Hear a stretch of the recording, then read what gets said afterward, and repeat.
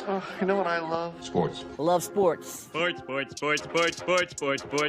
When it comes to Texas A&M. Where are you getting this information? Let me tell you. Welcome to TexAgs. TexAgs Live. I feel like I should be listening to the theme song from the Jeffersons. You know, we're moving on up. We will develop men, we will graduate players, and we will win championships on the field. It's a blessing to be in this position, and we're just thankful to be here. We're thankful to have the opportunity to go out there and play in front of the 12 man. He is a guy that has gotten better and better and better. He's just got that dog in him. It's been special. The 12th man this past week was unbelievable. And this is a real program. It's not fake. This is a real place. And if you want to be really good at football, this is a really good place to be. You know, if I'm betting on anybody, it's the Aggies.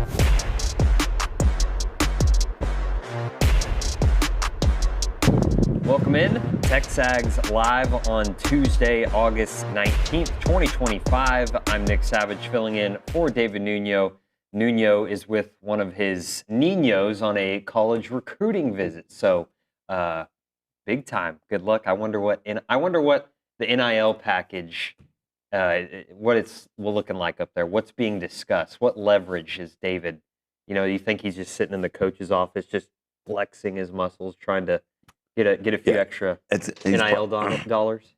He's probably flexing to intimidate the coach into giving him his son a scholarship. Definitely. He's probably, as we speak, doing the what's that one called? The javelin pose. Yeah. Olin Buchanan with me, sounding even better than yesterday. Well, I wasn't the only one that noticed it. Our boards started a whole thread about it. And they're saying I sound like different people, and they're questioning. Somebody suggested I had COVID, which is not true. I went to the doctor. I don't have it. Somebody said I sound like Schlossnagel. Do you think I sound like I can hear it, yeah. Really? Yes. If I sound that bad, maybe I should just get off the show. I can just sit in the corner and watch. Yeah. If that's what y'all prefer, if I'm sounding that bad. But I'm going to press on. I think I'm getting better, actually. What you do, you drank some honey and some hot tea? The doctor gave me some medicine, and he said, have some green tea and honey. And I don't really like green tea. So I had green tea flavored honey. I put so much honey in it to try to make it palatable for me. Yeah, goodness. This is TexAgs Live. We're in the Rollo Insurance Studio. We're presented by David Gardner's Jewelers, and the Go Hours presented by The Warehouse at CC Creations. Normally, OB and Nuno start things off over in the Holistic Planning Cool Zone, but with the C team, since Bronny took the B team title, the C team here, we'll start over at the desk today, and I'll just give you a quick rundown of what we got on the show, because also, as Bronny likes to say, we're in a run out the clock scenario with me in the host chair. So we'll talk 25 and 25 in the next segment. That's player number 4. So we're really getting close to the end of that list. OB will stick around for that 9 o'clock segment.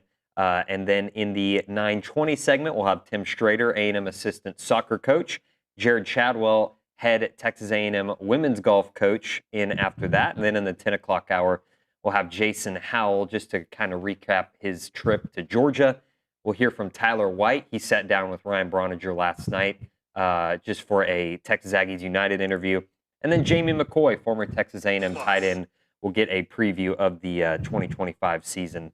And just, OB, we were talking about it before the show, or at least something I noticed prepping for the show is it's really hard to find new ways to talk about Aggie football in the college football season.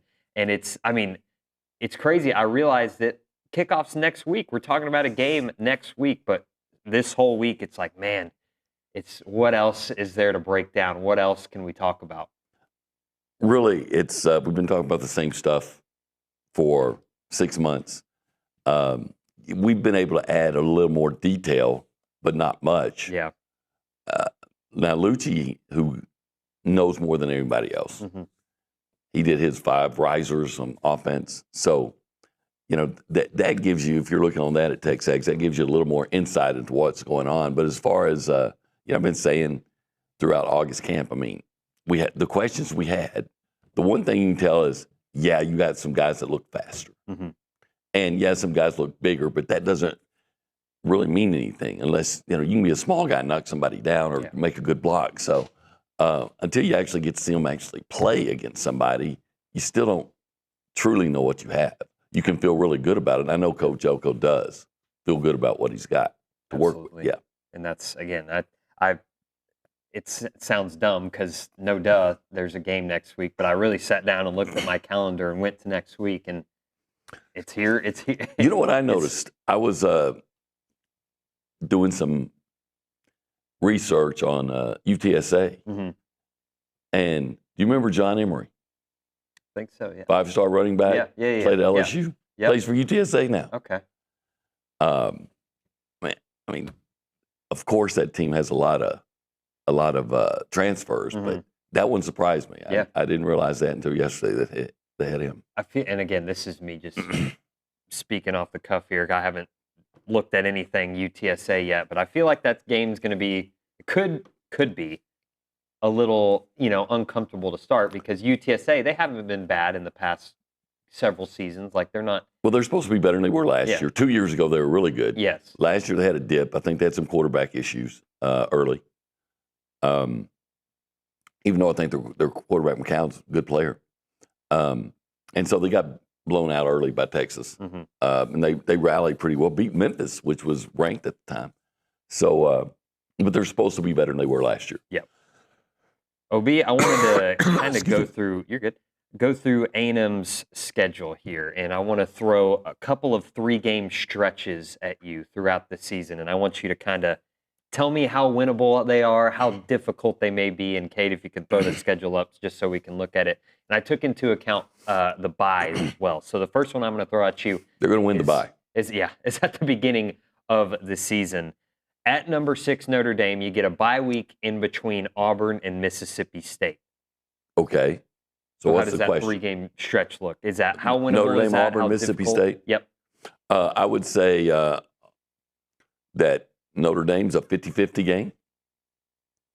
I would say Auburn is probably a 70-30 game. Okay, in favor of A&M. In favor of A&M. And I think Mississippi State is probably a 80-20 game in favor of A&M. Okay. And the reason I factor in the bye weeks is, or I guess I should ask you, how much do you factor in the extra week of prep or rest or whatever you want to call it in terms of picking a winner of a game or maybe doing what we're doing now and looking way ahead? Yeah, I think if you have a guy with a minor injury that, if you give him that extra week, then that's a factor, especially. But this early, I don't think it's much of a factor. And I'll say that because I can't tell you how many times I watched A&M play a team off of a open date and still win, or A&M come off an open date and lose. I'm sure if you did a long study on it, there's the team coming off an open date probably has more success. I would suspect, but I would be surprised if it was a significant difference. Okay. Second one I want to look at is later in the season. Current rankings, obviously, preseason rankings. Number 13, South Carolina, Samford, then 2 Texas to close out the year. So the final 3 games. I think at Kyle Field, the South Carolina game is probably going to be 60-40 in favor of A&M. Okay. I think Samford's 100-0 in favor of A&M. And I think Texas is going to be 50-50. Wow. Okay. So possibly 3-0. Most likely, well, no, I don't want to say most likely, but probable 2-1. Probable 2-1 and possible 3-0. Yeah. I'm not one of these guys that think, that want to say, Texas is overrated and all those things. Yeah. I think they're going to be good, really good. But I think A&M is going to be really good I think, in my mind, A&M's better than they were last year. I agree. I'm not saying Texas isn't going to be championship caliber, but I don't think they're as good as they were. I don't know how you can take the guys off the team that you took off that team and say, okay, now we're better. I just don't see. So, and you got to go over there, but in the I've seen Texas. I was there. Texas ranked, in the top 10, and A&M unranked, and I've seen A&M with Stephen McGee beat them over there. Yeah. So I've seen A&M win in Austin too many times to say just because, and Texas win here. Say just because in this series the home field isn't that big a deal. Yeah, that's a good point too. When you're talking rivalry games, you never know what's going to happen in those type of things. Next one, I kind of feel like, at least looking at it now, might be the toughest 3-game stretch, but they do get a bye mixed in. At Arkansas, at number 9 LSU, a bye before you go to Missouri. So 3 road games in that 3-game stretch with a bye week mixed in. Yeah, I think the Arkansas game is 60-40, maybe even 55-45, but I'll say 60-40 in favor of A&M. I agree with that. Because when's the game not close against Arkansas? Arkansas seems to play their best against A&M all year, more often than not. Now they're going to be in Fayetteville. LSU, A&M hadn't won at LSU since 94, but I still think it's a 50-50 game. I mean, the last 2 times they played there, 2 years ago, they had a good opportunity to win. That game went into the 4th quarter, and they needed a Heisman Trophy winning quarterback make long runs to pull it out. And then, I think it was, 4 years ago when they got kind of hosed? Yeah. First of all, Jimbo called some really bad plays late. And then, DeMonte Richardson stole the ball on the punt, and they would have won it. But and that game came down to, the last 20 seconds. So if I was going to, I will give a nod to the fact that LSU has that long home field winning streak, and I'll say 51-49 LSU. Okay. And then Missouri. After a bye. You got a 70-30 A&M. Okay. I don't. I know teams always lose good players. A&M lost some good players, and most of them in the defensive line. But when you look at what Missouri lost, their quarterback, their 2 best receivers, their leading running back, a first-round draft choice at right tackle, 2 of their best defensive players. And I'm like, are you sure, Eli? Are you sure you're going to be able to replace all of that? So I'd say 70-30. And for what it's worth, too, all 3 of those games are a flex. So it could either be a 2:30 or a 7 o'clock night game. So 2:30. No 11 o'clock kicks on the road there. And the last one I want to go through here, you got earlier on in the season, Auburn at home, Mississippi State at home, number 15 Florida at home. Well, I think I already said that I thought Auburn was, I think I said, 70-30? Yep. Yeah. And then I said Mississippi State was 80-20. Florida, that may be one of those 55-45 in A&M. I'll give them, I think Florida's going to be good. The quarterbacks are very similar. The offensive line supposedly are very similar. Florida, I think, has more proven receivers, but those receivers may end up being really similar. I think Florida and A&M are very similar football teams this year. I would agree. I know there's a lot of people feel really strongly about Florida. And as you break it down, I would say, you tell me what's the primary difference between Florida and Texas A&M. And somebody might say, well, DJ Lagway this, DJ Lagway that. And I'm really high on DJ Lagway. And I'll just say, well, you show me what DJ Lagway did that's better or different than what Marcel Reed did. He's got a good running back, got Ba, Yeah. Moss and Owens, actually. A&M's, they got the receiver, Eugene Wilson's back, and this freshman, Dallas Wilson's, turning everybody's heads. I said, okay, well, Casey Concepcion, Oreo Craver, those guys. So, their offensive line, they go, well, you look at A&M's offensive line, So, the questions on, there's questions on Florida's defensive line, even though they were a good end. A&M has some questions on the defensive line, even though they Cassius Howell. Yep. So you just go back and forth, and there are a lot of similarities. I don't know how you could be, and I'm not saying anybody is, because A&M we saw that they're ranked in the top 20 in one poll, and a lot of the guys have them as high as 13. But I don't know how anybody could be high on Florida and be down on A&M. Down on A&M. Yeah. Same guy. And I mean, you look at the coaching staffs too.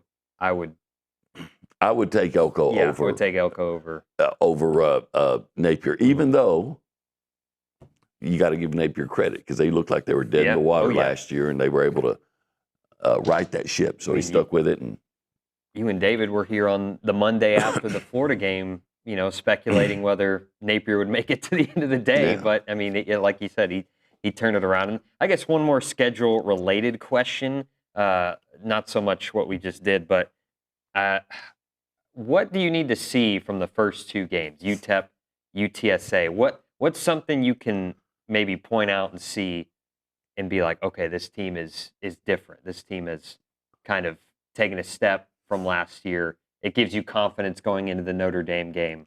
Maybe what's one thing that if you saw it, you're like, that might be a problem. Well, I think the first thing that just jumps out at you will be pass coverage. Mm-hmm. Good coverage, not too many guys open free. I'd love to see safeties actually make plays on the ball, which I didn't see a lot of last year. So I think that's the first thing that stands out is what are you going to do as a secondary. But beyond that, I want to see A&M control that game. Yeah. And I'd like to see, and again, UTSA is a good program, so I want to see A&M score 38 to 41 points. And then the next week, I want to see them score 50 to 60. I was talking about it yesterday with Coach Waddell.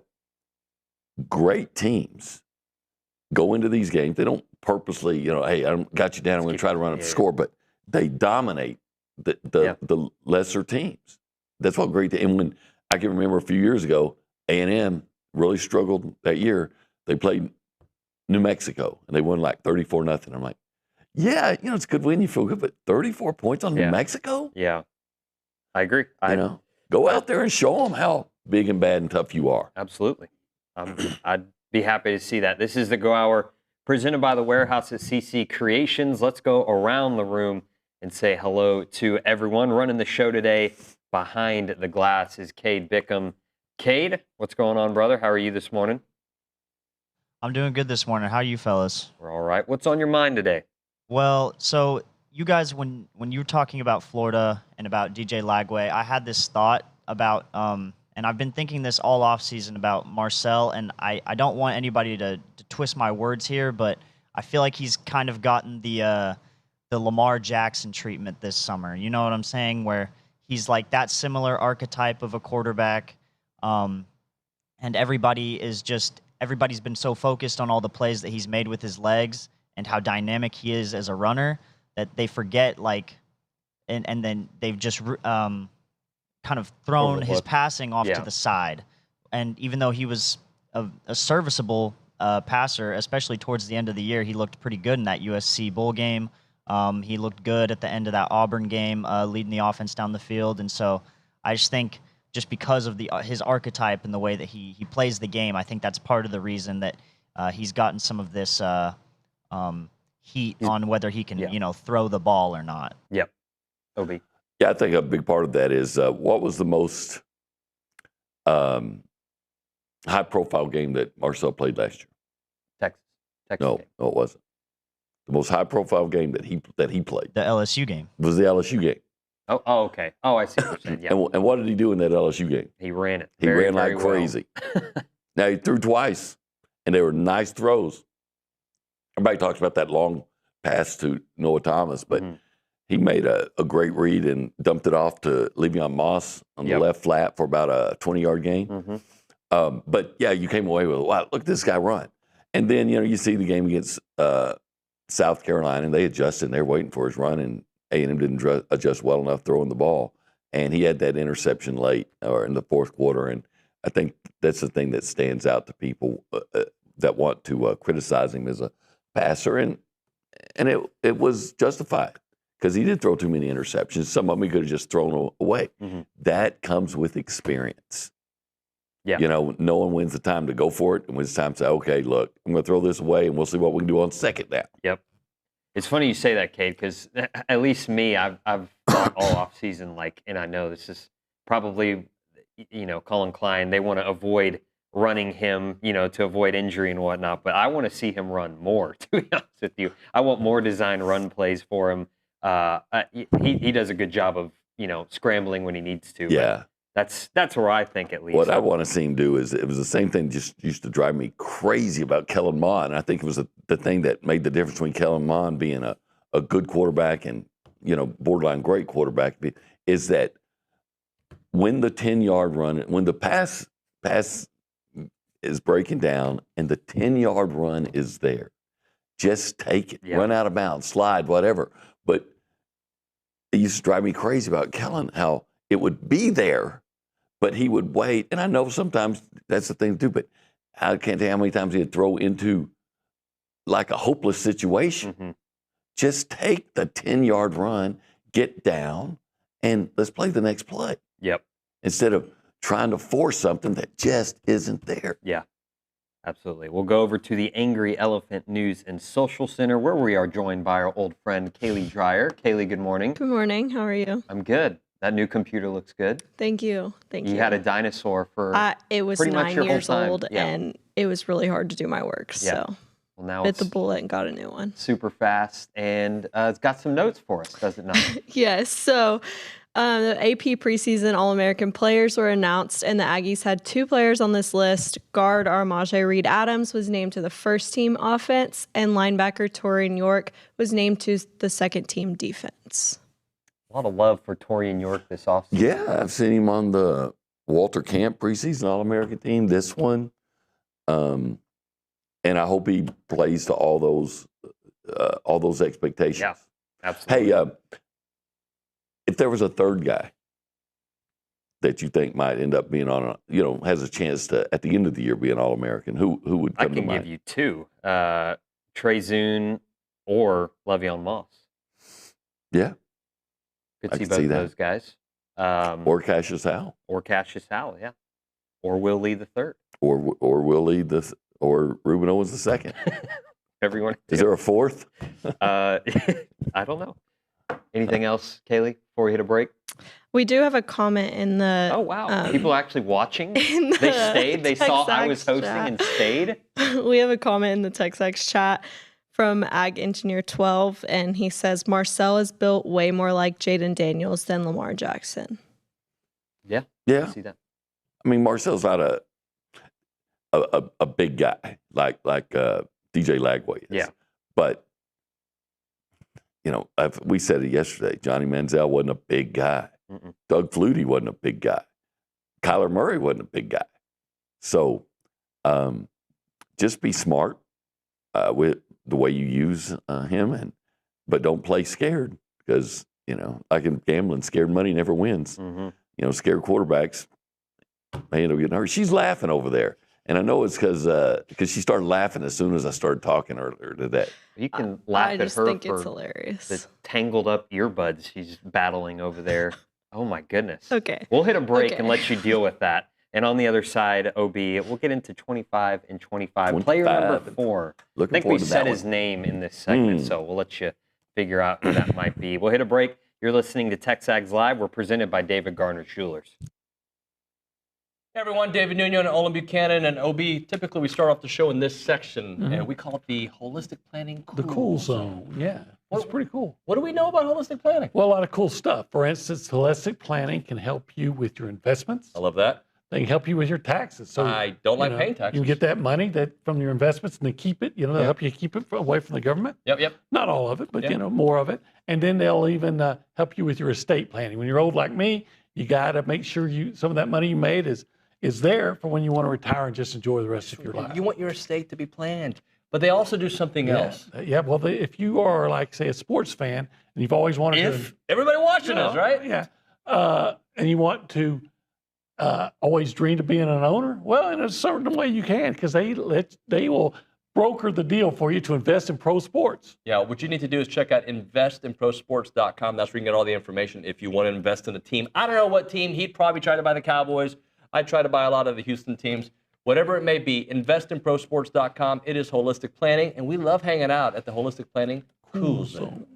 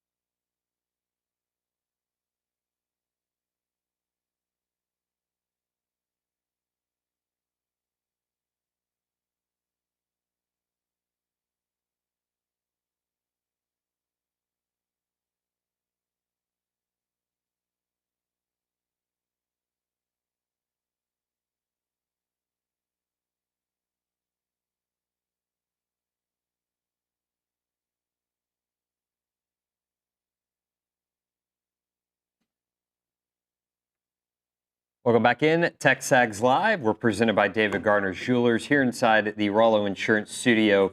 The Go Hour presented by the Warehouse at CC Creations. And it is time for 25 and 25. That's presented by La Casa Tequila. La Casa Tequila. Player number 4, Olin Buchanan, Armajé Reed Adams. 3 names for player number 4. Armajé Reed Adams. Everybody wants to laugh at me here at TexAgs because I say Armaj. Armajé Reed Adams. Last year, this time, before the season started, offensive line was an area of concern. By midway through the year, maybe not even that long, it was obviously an area of strength. Mm-hmm. And one of the primary differences There were others, but one of the primary differences was the presence, the arrival of Armaje Reed Adams. He solidified that offensive line. Yeah, some guys who had been hurt were now healthy, and that was a big part of it. But Armaje Reed Adams, he brought more than just being a good player at guard. Yeah. He brought, and you needed that. You needed talent. But he also brought attitude. You know, he had the chair. And it's just symbolic, right? He had the, if you're not in my jersey, well, take off or something like that. He brought the attitude with him. Mm-hmm. He brought the personality to that offensive line. So, yeah, there's a lot of talented guys, but he added an extra dimension of personality. He put the goon in Maroon Goons. Absolutely. Yeah, 6'5", 325-pound Great senior personality. from DeSoto, Texas. DeSoto. He started every game at right guard. Every one of them. Anchoring an offensive line Anchored that 'em. powered the SEC's second-best rushing attack. And number 4, just in sacks allowed. Number 2 in rushing yardage, number 4 in sacks allowed. That's getting it done. That's the offensive line. That's a position of strength. And according to PFF, he played over 361 pass-blocking snaps.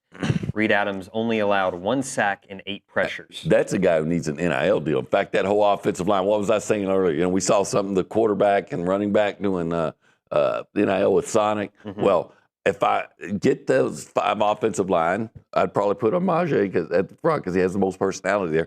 And 5 guys. Hey, when it's time to eat, get behind 5 guys. These 5 guys. TexAgs' favorite intern as well, Armaje Reed Adams. So that'll do it. And he did a really good podcast. Yeah. You know why? Because he has great personality, all Absolutely. that great ability.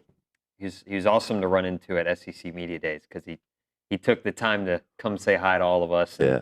But you don't want to run into him on the field because he'll knock you down. No, not at all. He's told some good stories about on the field antics back here in the office. You think when he's out on the field he uses profanity? No. Armaje? No. Of course not. I bet he does. We'll hit a break here. On the other side, I've knocked you down. Who knows what we'll get into. This is TexAgs Live. We're presented by David Garner Schulers.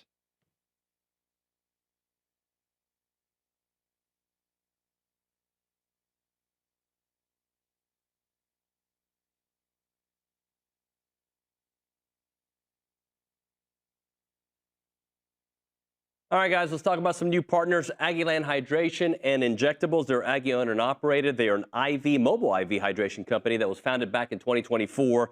I met with Sheldon and Danny over the last week, and they're awesome people. They really know what they're doing. They're proud to serve Bryan College Station with awesome services like IV hydration, Botox, and even some weight loss options. Whether you're looking for a quick boost of hydration or dehydration preventative, they can tailor an IV cocktail specific to your needs.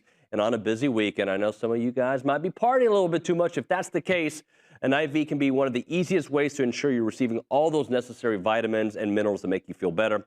Their overall mission is to bring a more personalized and accessible wellness option to the broader range of clientele here in the Bryan College Station and Brazos Valley area. To book an appointment or inquire about it, just call them up or text them. 979-217-1561. Again, it's Aggieland Hydration and Injectables. Check them out. It's our friends at Aggieland Hydration and Injectables.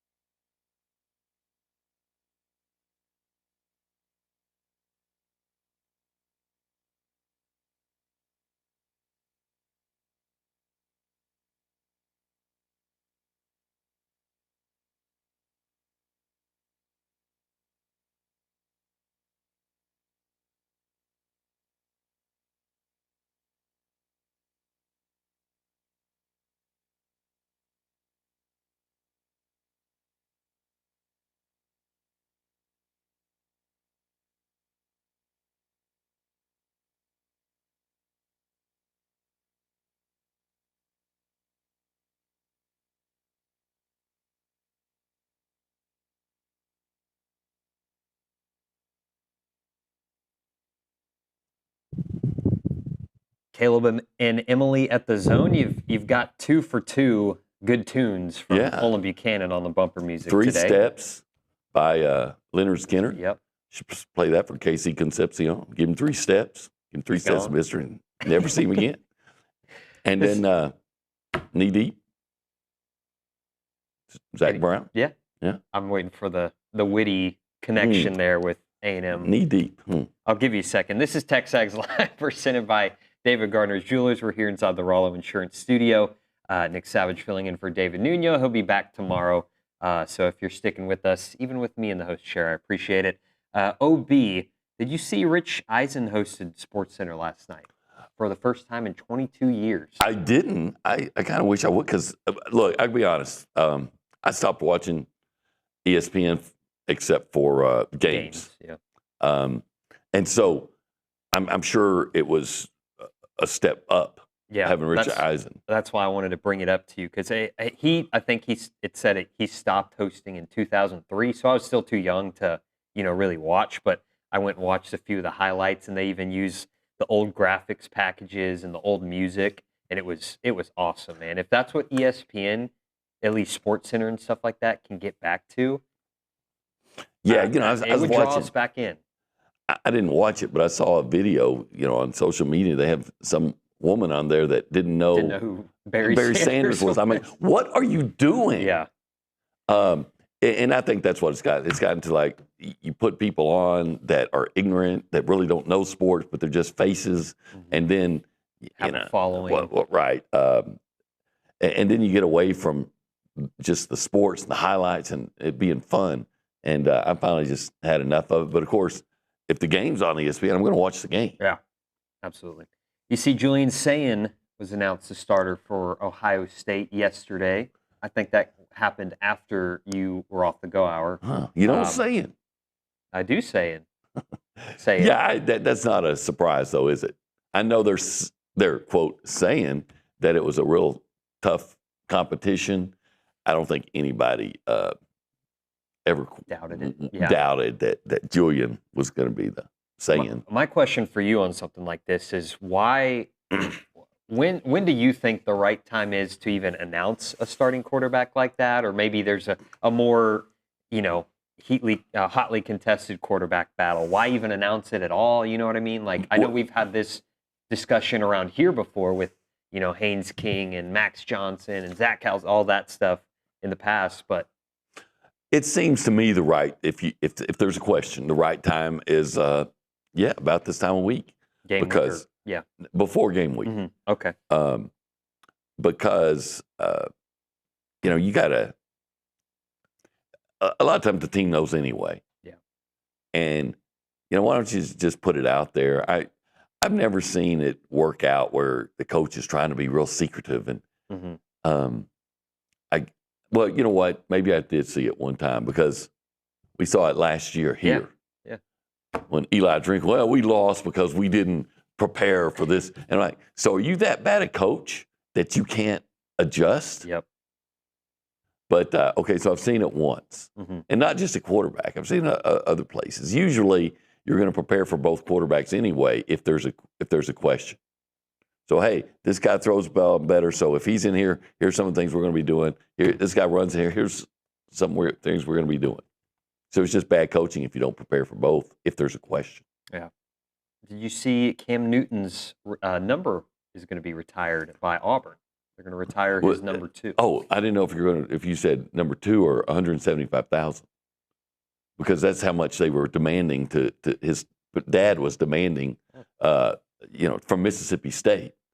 If you want us to go to Mississippi State, $175,000. Now, I'm doubting. I mean, I guess Auburn's a better place to be than Mississippi State, but I don't know if you put a price tag $175,000 for Starkville and you get a pass at Auburn.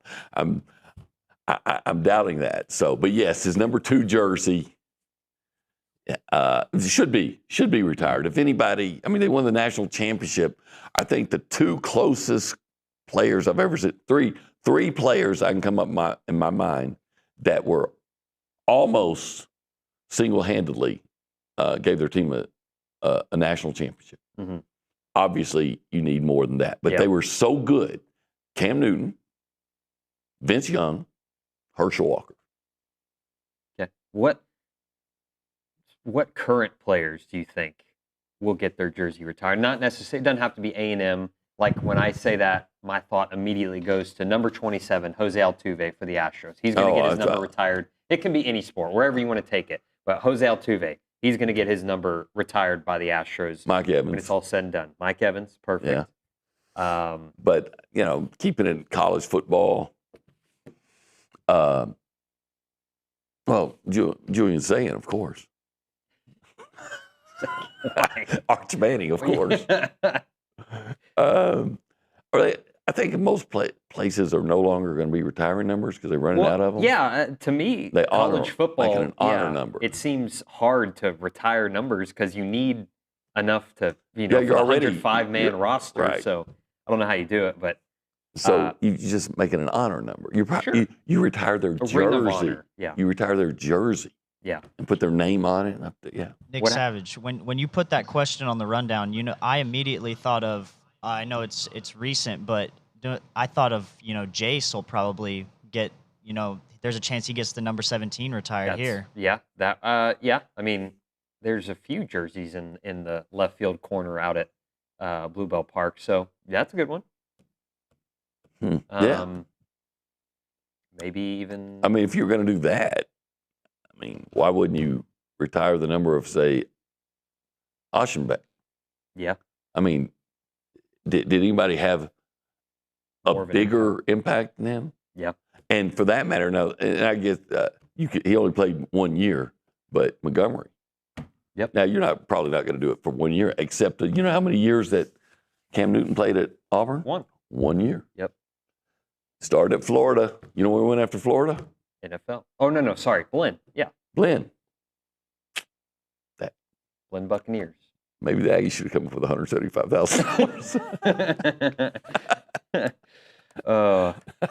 Let's hit a break here. We got one more segment on the other side here in the Go Hour. We're going to do an extended Go Hour today because OB will stick around for that 9 o'clock segment. And then we will talk to Texas A&M assistant soccer coach Tim Strader in the 9 o'clock hour, and then Gerrod Chadwell as well. So stick around. You're listening to TexAgs Live. We're presented by David Gardner Jewelers.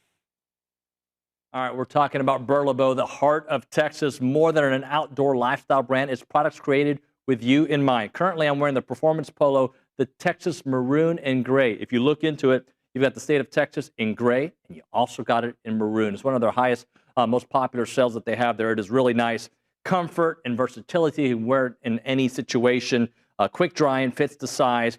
But Burlebo, they're rooted in tradition, fueled by passion for the outdoors, designs high-quality apparel that works just as hard as you do. So whether you're hitting a workout, enjoying a day of fishing, or cheering on your favorite college team, their gear is made for the athlete, the outdoorsman, and the everyday adventure. And it's really nice. I wore this one to church the other day. People talked about it. Really, my kids were like, Dad, you look pretty good today. From athletic shorts to your favorite go-to tees and performance hoodies, they have everything you want. Check out burlebo.com and find your new favorite gear. It's Burlebo for the athlete, for the outdoors, and for the family.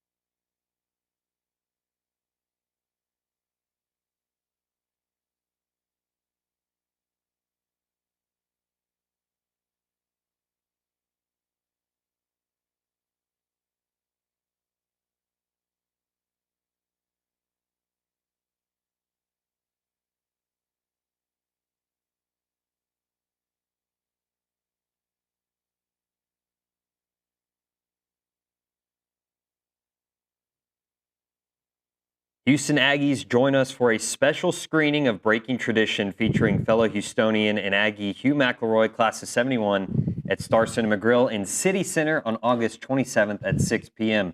Set during the civil rights era, this powerful documentary follows McElroy's courageous journey through a transformative period at Texas A&M in the 60s.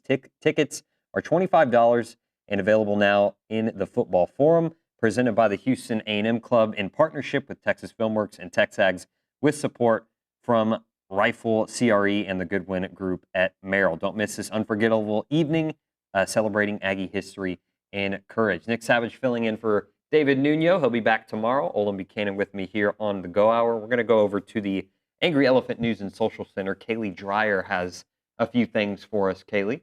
I do. So I thought this was interesting. PFF had Texas A&M ranked number 9 on their list of top 10 defenses ahead of the 2025 season. And their explanation of this was that the Aggies have the 6th ranked linebacker unit, and the defensive line is a top 15 group, according to PFF. And this is interesting because the week-to-week college football on Twitter has the Aggie defense at number 22. Okay. The more love for the linebacking core. Yeah, okay. I thought that they were significantly better when Scooby and Torian York were playing together. And, of course, Scooby missed some time because of his knee, played with a hurt knee. Yeah, there's a potential. So this PFF is saying that the A&M defensive line is, what, did you say 6th or 9th? Just top 10 defense. Oh, top 10. They're ranked number 9. I thought you, okay. Yeah, defensive line is a top 15 group, according to PFF. Interesting. Do you have that entire I defensive do. list? Go through it real quick. Just So 1 through 10. Alabama being number 1, Texas at 2, Clemson, Georgia, Penn State, Notre Dame, Oregon, Ohio State at 8, A&M at 9, and Texas Tech at 10. Texas Tech at 10. Okay. Okay. Fair Well, list to you? We'll see. You know, I surely they know more about guys that haven't played than I do, Mm-hmm. right? I look at A&M's defensive line and say, okay, I see it, how it can be. It's got to be better against the run. Regis is very, very steady, very good, consistently good. DJ Hicks, a lot of upside. Who's going to play on that other right? Rylan Kennedy or somebody else? Okay. I look at Texas, right? Colin Simmons, no doubt about him as an edge guy. But did you see who they lost in their interior line? Now they can bring in guys through the transfer portal, but are those guys going to be as good as Broughton and Alfred Collins? I don't know. I question that. But, they do a deeper dive than I do on the guys they bring in. So I won't say any of that's wrong. I'll just say, that's interesting. Let's see if they're right. Kaylee, anything else? You're raising your hand? No. What is this, high school? I do have one more thing. On3 released their 2025 preseason true freshman list, and Marco Jones made that list for Edge. Okay. I can see that.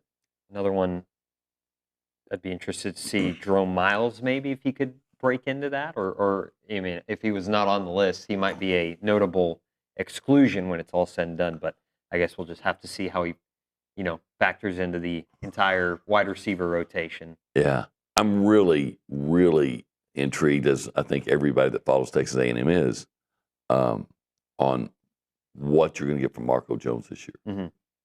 I know it was a spring game, so again, you put minimal stock in what you see from a spring game, but he looked hard to block. Yeah. When you hear Coach Elko say they thought, doing their evaluations and everything, that he was one of the best defensive line prospects in the country. I mean, and I tend to believe coaches until they give me a reason not to. Mm-hmm. And like when somebody says, "Oh, this linebacker is really doing well," and all this, then you see him and he's not playing, or we got 2 NFL caliber quarterbacks. Then you find neither one of them are right. So then you start saying, I don't know if I believe them. And at least so far, Mike Elko's never said anything to give me a reason to stop trusting what he says. Mm-hmm. So I'll believe that about Marco Jones. Absolutely. All right, OB, that does it for the 8 o'clock hour. For the 9 o'clock hour, I'll just give you the rundown for the rest of the show. Again, you're going to stick around for one more segment on the other side. We'll chit-chat a little bit longer. Then at 9:20, Tim Strader, Texas A&M assistant soccer coach, will be in studio. We'll recap their 1-0 win over Lamar and preview the upcoming week. They got Texas State and UConn. 9:35, Texas A&M women's golf coach Gerrod Chadwell will be in studio. They're about to kick off the season, and they have a special event coming up, so we'll talk a little bit about that. 10 o'clock hour, we'll hear from TexAgs senior recruiting analyst Jason Howell. We'll recap his trip to Georgia. Got to see a lot of out-of-state prospects currently committed to the Texas A&M 2026 class, and Jamie McCoy at 10:35 will close us out. That'll do it for the Go Hour. More OB on the other side. You're listening to TexAgs Live. We're presented by David Garner's Jewelers. I wish I had Olin here for it because he loves energy drinks. Catalyst Citrus Spark. This is one of the new flavors out there. Whether you're grinding through workouts, cramming for a test, or closing in on a deal, or getting ready for TexAgs Live, you never know, right? Fast becoming the go-to fuel for Aggies everywhere. Zero sugar. I'm all in for that. Or synthetic sweeteners, no artificial colors or flavors. Catalyst delivers clean, high-performance energy with smooth, crisp taste that is never syrupy, designed for both health and hustle. You want to get going? You use this Catalyst right here. It's about pure energy and pure results. And what sets them apart? Packed with premium nootropics blended to boost focus, clarity, and mental stamina. I need this. I'm in, guys. I'm in. Plus, with plant-based caffeine, vitamin B12, B6, Catalyst supports metabolism and energy production, making it more than a drink. It's your lifestyle training partner. Built for competitors on the field, Catalyst fuels strength, focus, and pure results. Buy now at drinkcatalyst.com. That is drinkcatalyst.com. Train harder, think sharper, pure results. It's Catalyst.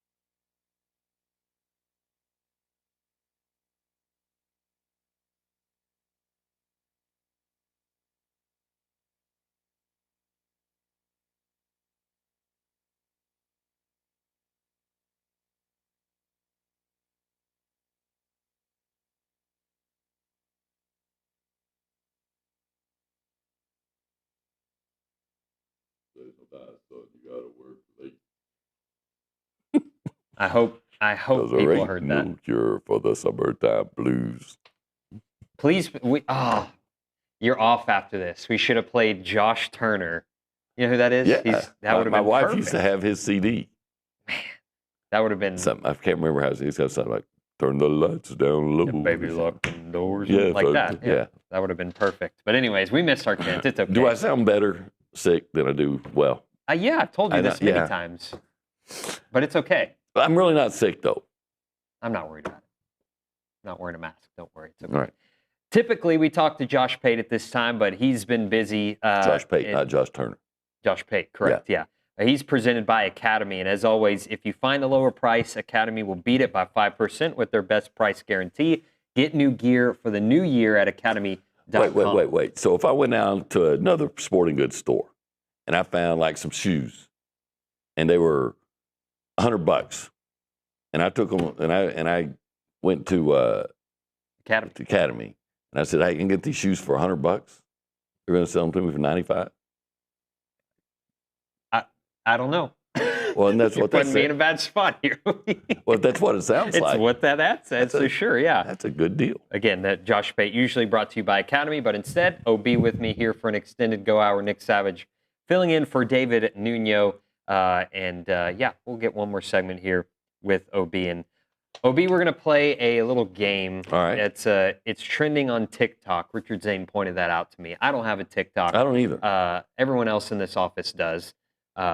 But fun thing to do. Okay. Blind rankings, right? So Blind I'm going to give you rankings. 5 quarterbacks. Okay. Louis Braille, Stevie Wonder, Ronnie Millsap.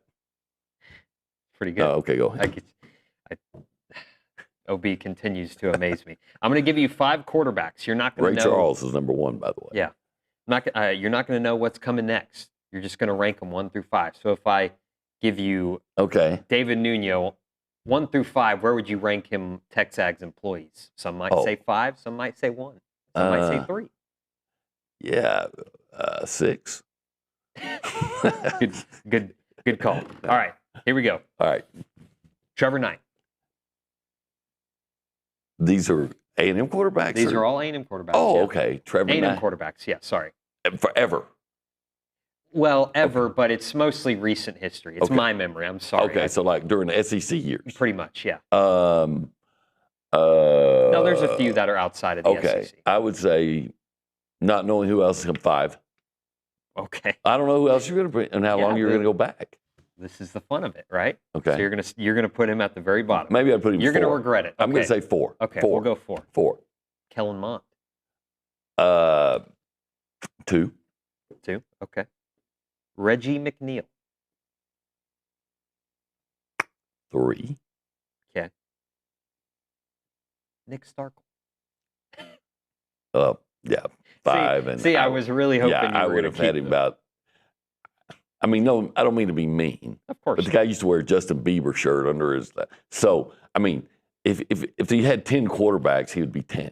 Okay. I mean, he's last. See, I threw him in there because I wanted you to put someone higher or lower than him. And Okay, so and then Johnny Manziel?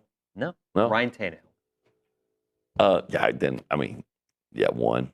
Okay, so you played it perfect. So 1 I should have is done more Tannehill. research. 2 is Kellen Mond. I mean, he did leave here. It took 4 years, and he could have been better. But he did leave here as the all-time leader in passing. So Kellen Mond, 2, 3, Reggie McNeil. Reggie McNeil, his progress was I don't want to use the word. It was when you they say it's stunted. His growth was stunted by the coach that put him in the offense that he wasn't suited for. So Reggie, but just that game against Oklahoma alone, he's number 3. Trevor, I thought he, for 1 year, did a really good job. Was better, I thought, made more big plays, I thought, with his feet than with his arm. Yeah, definitely. But they might, had he not gotten hurt against Mississippi State, they might have made the playoff. And then Starkel, I never got it. I never got it with the whole Nick Starkel fascination by anybody. I remember he went out and put up, and I don't mean to talk bad on the guy. I'm just telling it the way I see it.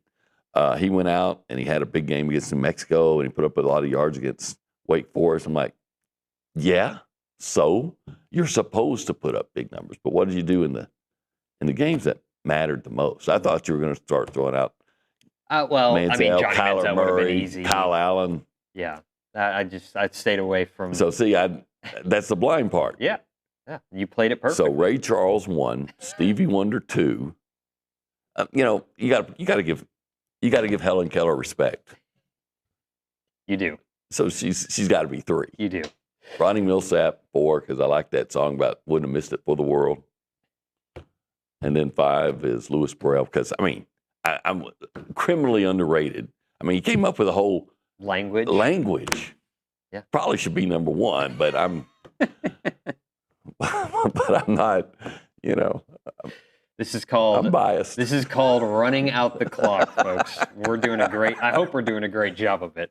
To my next topic, where I'm just going to throw stuff at you and hope it sticks. All right.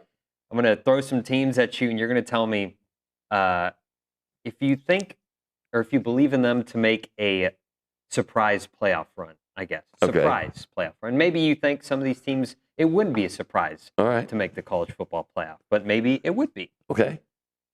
I already know how you're going to answer this one. The Florida Gators. I can see it. Yep. I can see it. Again, they're starting the season ranked 15th. A lot of people feel that way. Mm-hmm.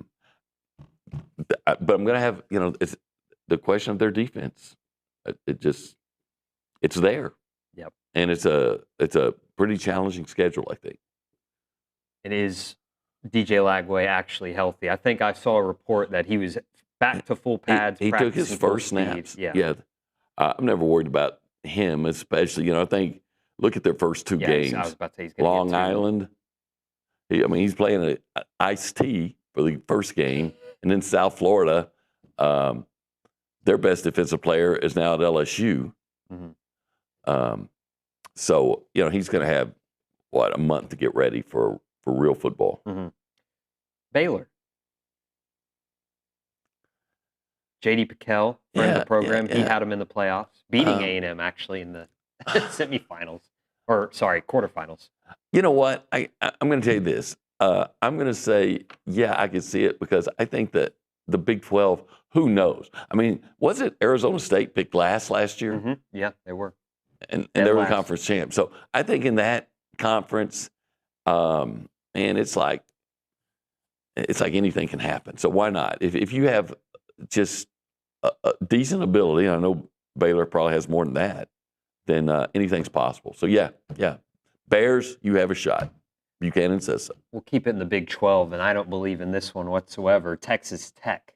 No, I believe in it. I know they just had a running back get lost for the year, but again, they've been investing in their program, and I think they're another one of those teams that it almost seems like everybody's about the same. Mm-hmm. And so, yeah. It's going to be a fun conference, or, conference race to follow, the Big 12. Yeah, I guess. Not interested? No, it's college football, so I'll check their scores and things like that, but and the race, but yeah. To me, you know what to me is, you ever seen those? They have this in the summer. They have the weenie dog races. Mm-hmm. That's what it is. the Big 12 is that weenie dog race. They're really not that fast, but they're kind of amusing and fun to watch. Yeah. Now I'm going to have everybody who follows the Big 12 is going to hate me even more. But you get those weenie dogs out there and you run fast. I'm not going to lie. I still think that the Big 12, is in terms of entertainment factor, probably more entertaining than the Big 10 as a conference, in my opinion. Yeah. Yeah, but what's more entertaining than a wiener dog race? Have you ever seen one? I have not, but I'm sure. But you can attest, obviously. Yeah, they are. They're fun. They have them here in Bryan or at College Station every summer. Really? Yeah, they do around 4th of July, I believe it is. out there at Wolfpen Creek. Great American tradition of wiener dog races. Yeah. I'm in. I mean, these ain't the Greyhounds. No. We'll go to back to the SEC. Okay. Oklahoma. I'm not buying it. Okay. I'm really not. I know a lot of other people are, and I just don't see it. So there's the John Mateer factor, and now they're healthy. They had all the injuries last year, but I just think there's too many questions. Look at that stretch in Right, the middle and look of the at season there. That's insane. And if Michigan is good, they could lose there. And then you got to play Texas and South Carolina on the road. Ole Miss, they won't be as good as they were last year, but they won't be bad. Tennessee, I could actually see them beat Tennessee, but it's on the road. So Alabama, Missouri is not as good as LSU. I don't see 9 wins there. Yeah. 6 of their final 7 opponents in the preseason rankings. That's pretty crazy. I don't think they will be making the surprise playoff run that we're talking about here. Next one, Georgia Tech. That would be fun. ACC. Now, they have a couple of big dogs. Yeah. But they got, and I don't know if Georgia Tech is there yet. Mm-hmm. I hope so. I like Haynes. And I keep hearing that Georgia Tech's supposed to be really good. Mm-hmm. So, yeah, ACC, why not? I mean, every year you keep hearing how good Miami's going to be, and then they're not. I mean, they're okay.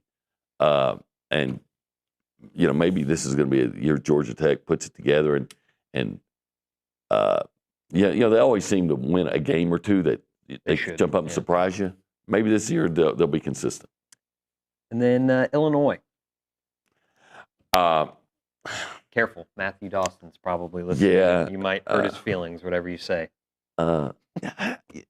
Is it wrong just to want to omit them just because of Brett Bielema, who's doing a nice job up there? He's a Big Ten coach. He never should have come to the SEC. Again, when you look at the Big Ten, I mean, it's so top heavy. Maybe they could be this year's Indiana. I don't know their schedule. All right. And Indiana really benefited last year by a weak schedule. And maybe Illinois' schedule is somewhat similar. Mm-hmm. We're talking about surprise teams that could get in. Now, see, I just said everybody but Oklahoma, right? Pretty much, yeah. The Illinois schedule looks like this. You got Western Illinois. Win. To kick off. Win. Oh, win. I see. Yeah. At Duke. Okay, they can win that one. Western Michigan at home. Yeah, they're 3-0. At number 20, Indiana. They can win that one. USC at home. They can win that one. At Purdue. Oh, that's a win. Number 3, Ohio State at Illinois. I'm going to take that as a loss, even though I once covered an Illinois victory over Ohio State in the horseshoe. At Washington. Yeah, again, that's not DeBoer's Washington, so they could win it. Rutgers. Win. Maryland. Win. At Wisconsin. A win. Wisconsin, what's happened to them? Yeah, Illinois could get in. Mm-hmm. That's all reasonable. I saw, from what you mentioned, I thought one game, you think, no, they're not going to win that one. Yeah. And then finally, Texas A&M. Would it be a surprise college football playoff run if Texas A&M makes it? I would say no. Oh, I would say no, but if you said it would be a surprise only in the way in that they finally got out of their own way. Mm-hmm. Because that's what A&M does. I mean, A&M could have been in the playoff last year, beat Auburn. Yeah. Just beat Auburn. And you found a way to lose that one. If they get out of that, ways of finding a way to lose a game that you shouldn't. And I have a lot of confidence in Mike Elko. I know he was the coach last year, but he was still ironing out some wrinkles. I think he's probably ironed out some wrinkles and added some starch this year. Mm-hmm. I want to bring up this note I found on the boards, and this is credit to Good Poster on our boards.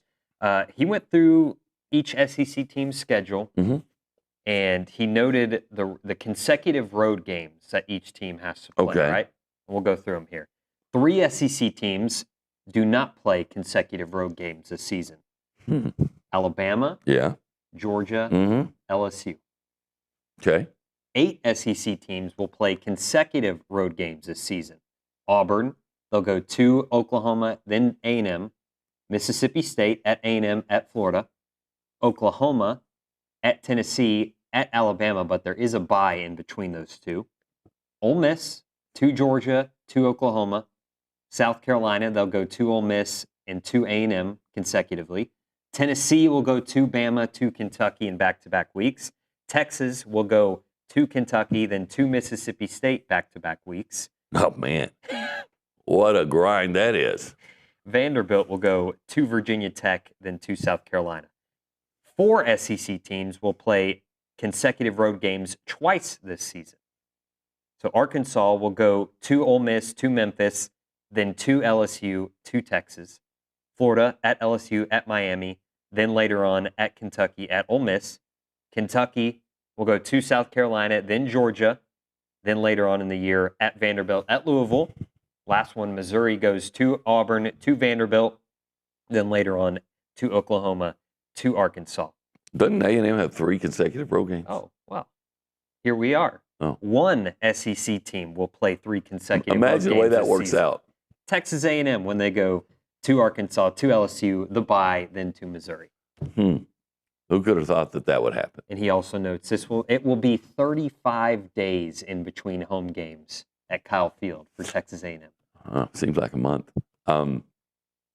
So, I'm not one of those conspiracy theory guys unless we're talking about politics, and then I'm all about conspiracy theories. Man. But in this one, it's amazing to me that A&M is the only team with 3 straight road games, and Texas has their back-to-back road games against Kentucky and Mississippi State. Yeah. Something tells me that Greg Sankey wears orange underwear. Hey, Kaylee, there's a text on the text line. Can you read that to us from Peruna in College Station? And I have an easy answer. I'd be interested to hear OB's. He says, or Peruna says, what was the best Aggie team you saw in person? The best Aggie team I saw in person was 1993. See, I knew you were going to go old school on me. Well, that team could have won the national championship. They went up to play Oklahoma and got blown out, and I think RC made a mistake in that he changed quarterbacks, and it got worse. And because it got worse, if they kept Corey Pullig in there, they might have lost by 10, 14 points, and you wouldn't have fallen so far to the pole. And then they came back, and they played a ranked Louisville team and just beat the living daylights out of them. Went to the Cotton Bowl to play Notre Dame. Notre Dame was ranked number 2, I think. A&M was had 1 loss, and that game came down to the wire. In fact, the last play, A&M was down by, and it was a bad play on a bad snap on a punt that really made the difference. But last play, the A&M trying to run the hook and ladder to, I can't remember who the receiver was, but he's going to pitch it to Leland McElroy, and it is there. It is so set up. It's going to be a touchdown, and the guy kind of bobbles it and can't get there. Oh, my. And they lost 24-21. Florida State won, had the same record as Notre Dame because Notre Dame had beaten Florida State. And had A&M won that game, A&M would have had the same record as Florida State, but they would have beaten the team that beat national champion Florida State. Now, they probably wouldn't have been, they're probably not going to vote A&M number 1, but you would have had a legitimate claim on that. And you had 3 first-round draft choices. You had Sam Adams and Greg Hill. I'm trying to remember, Aaron Glenn. And Reggie Brown was on that team, I believe, and he was the first-round draft choice next year. And Corey Pullig was all-time winningest quarterback. Yeah, they Rodney Thomas, Leland McElroy, they were loaded. Yeah. Had 1 bad day. And by the way, the night before they played Oklahoma, I think it came out that they were going to be put on probation the next year or something like that. So there was, you would like to think there wasn't a. Now, the reason how come I say that's better than the 2012 team is just because they were so good on defense.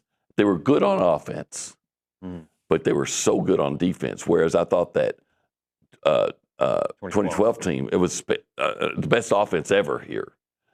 The defense was good, but it wasn't even close to what. That was my answer, 2012. But obviously, I don't. I go back to memory of football, Aggie football to like what? Now, the 1994 2010? team was the last A&M team to go undefeated. Mm-hmm.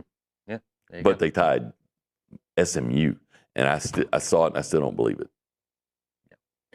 OB, thank you so much for hanging out for an extra Sure. segment for or with me and helping me run out the clock. David, again, we'll be back tomorrow. He's just on I'm a clock college killer. visit with his boys. On the other side, we'll talk to Tim Strader, Texas A&M assistant soccer coach, and we'll recap the 1-0 win over Lamar and preview Texas State and UConn later on this week. You're listening to TexAgs Live. We're presented by David Gardner Jewelers.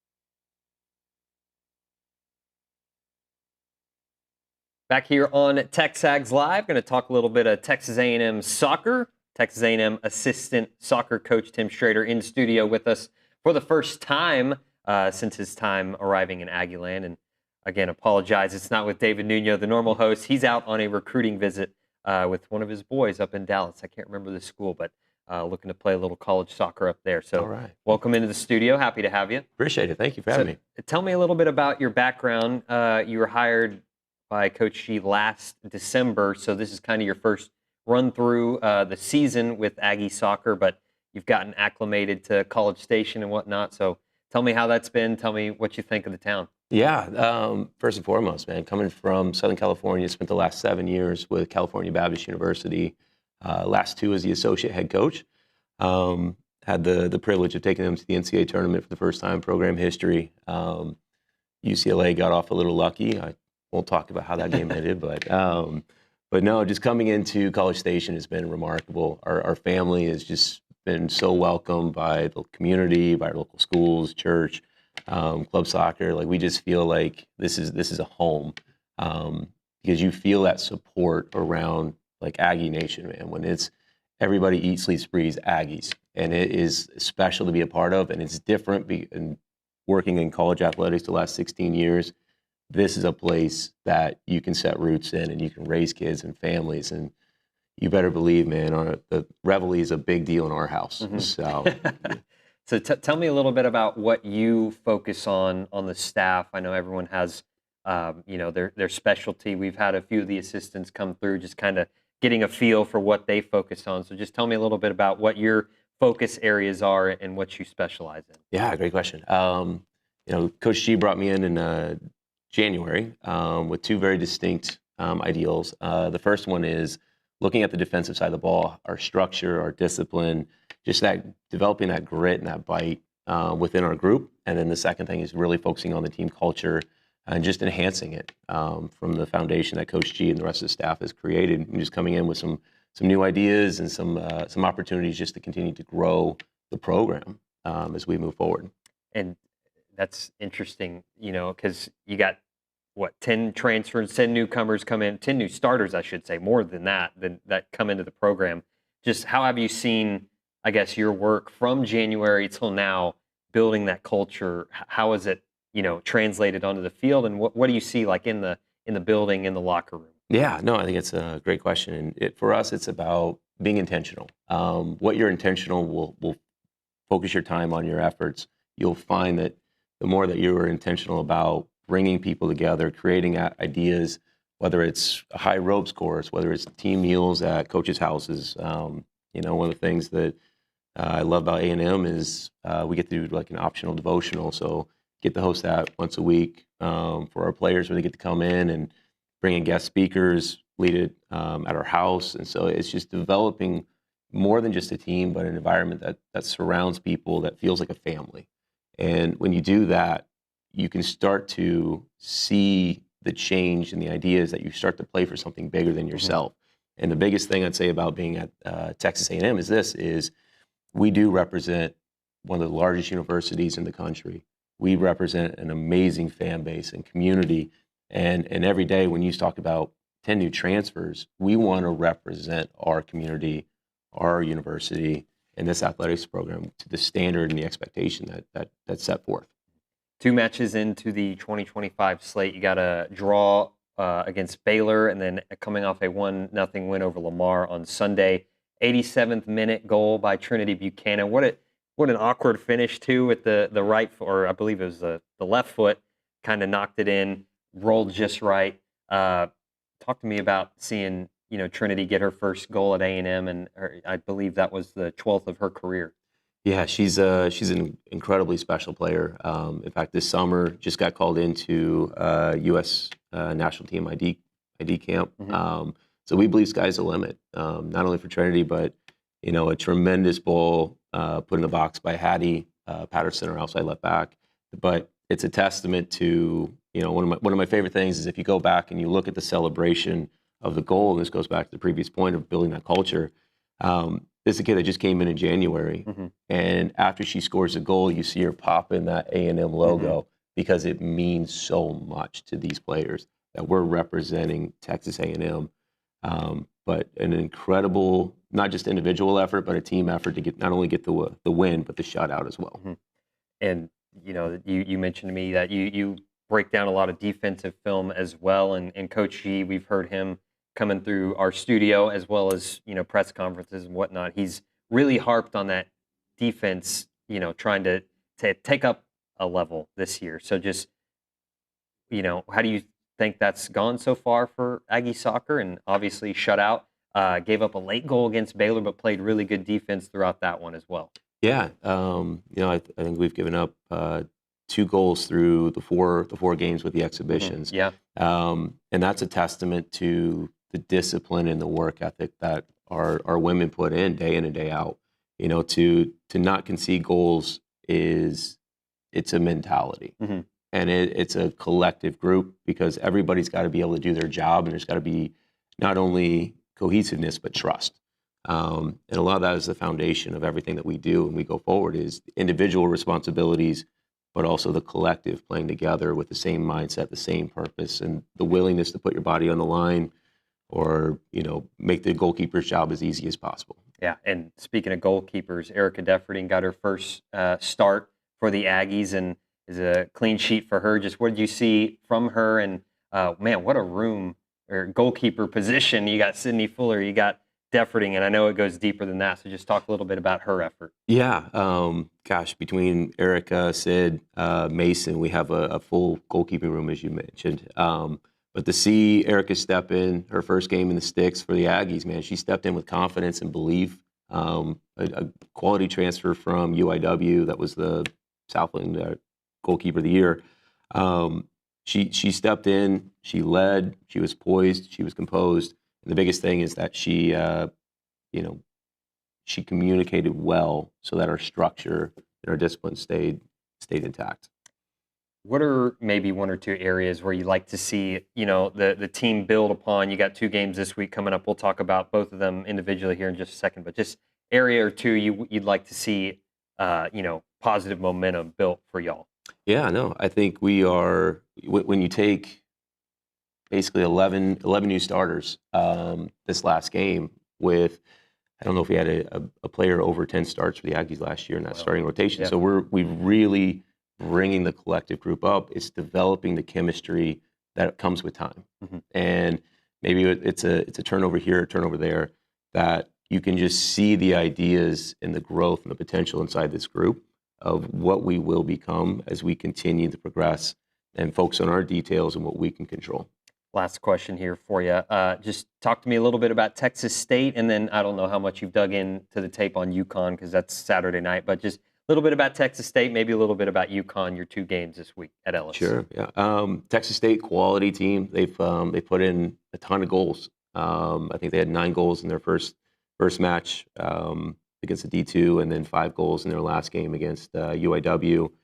They're an athletic, organized side that's going to look to high press, and it's going to be a fun match at Ellis for sure. So I'm excited for our ladies to step on the field and get to compete against another quality side. And then as it relates to UConn, I was a 110 high hurdler back in high school, multi-sport athlete. My biggest theory is you don't jump the second hurdle until you cross the first. So gonna wait for UConn until after Texas State. Absolutely. Yeah.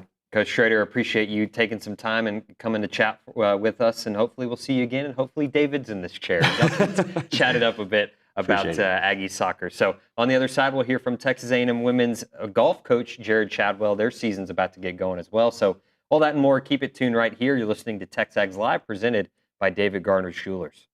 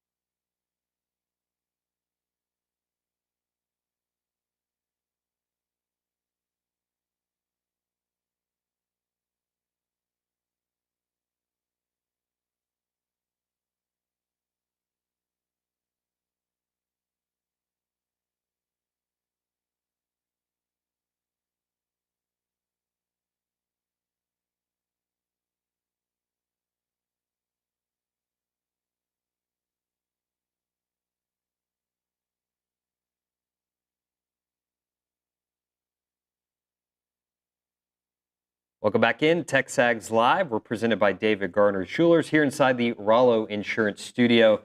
And I got Texas A&M head women's golf coach Gerrod Chadwell in studio with me to kind of preview the 2025-26 slate.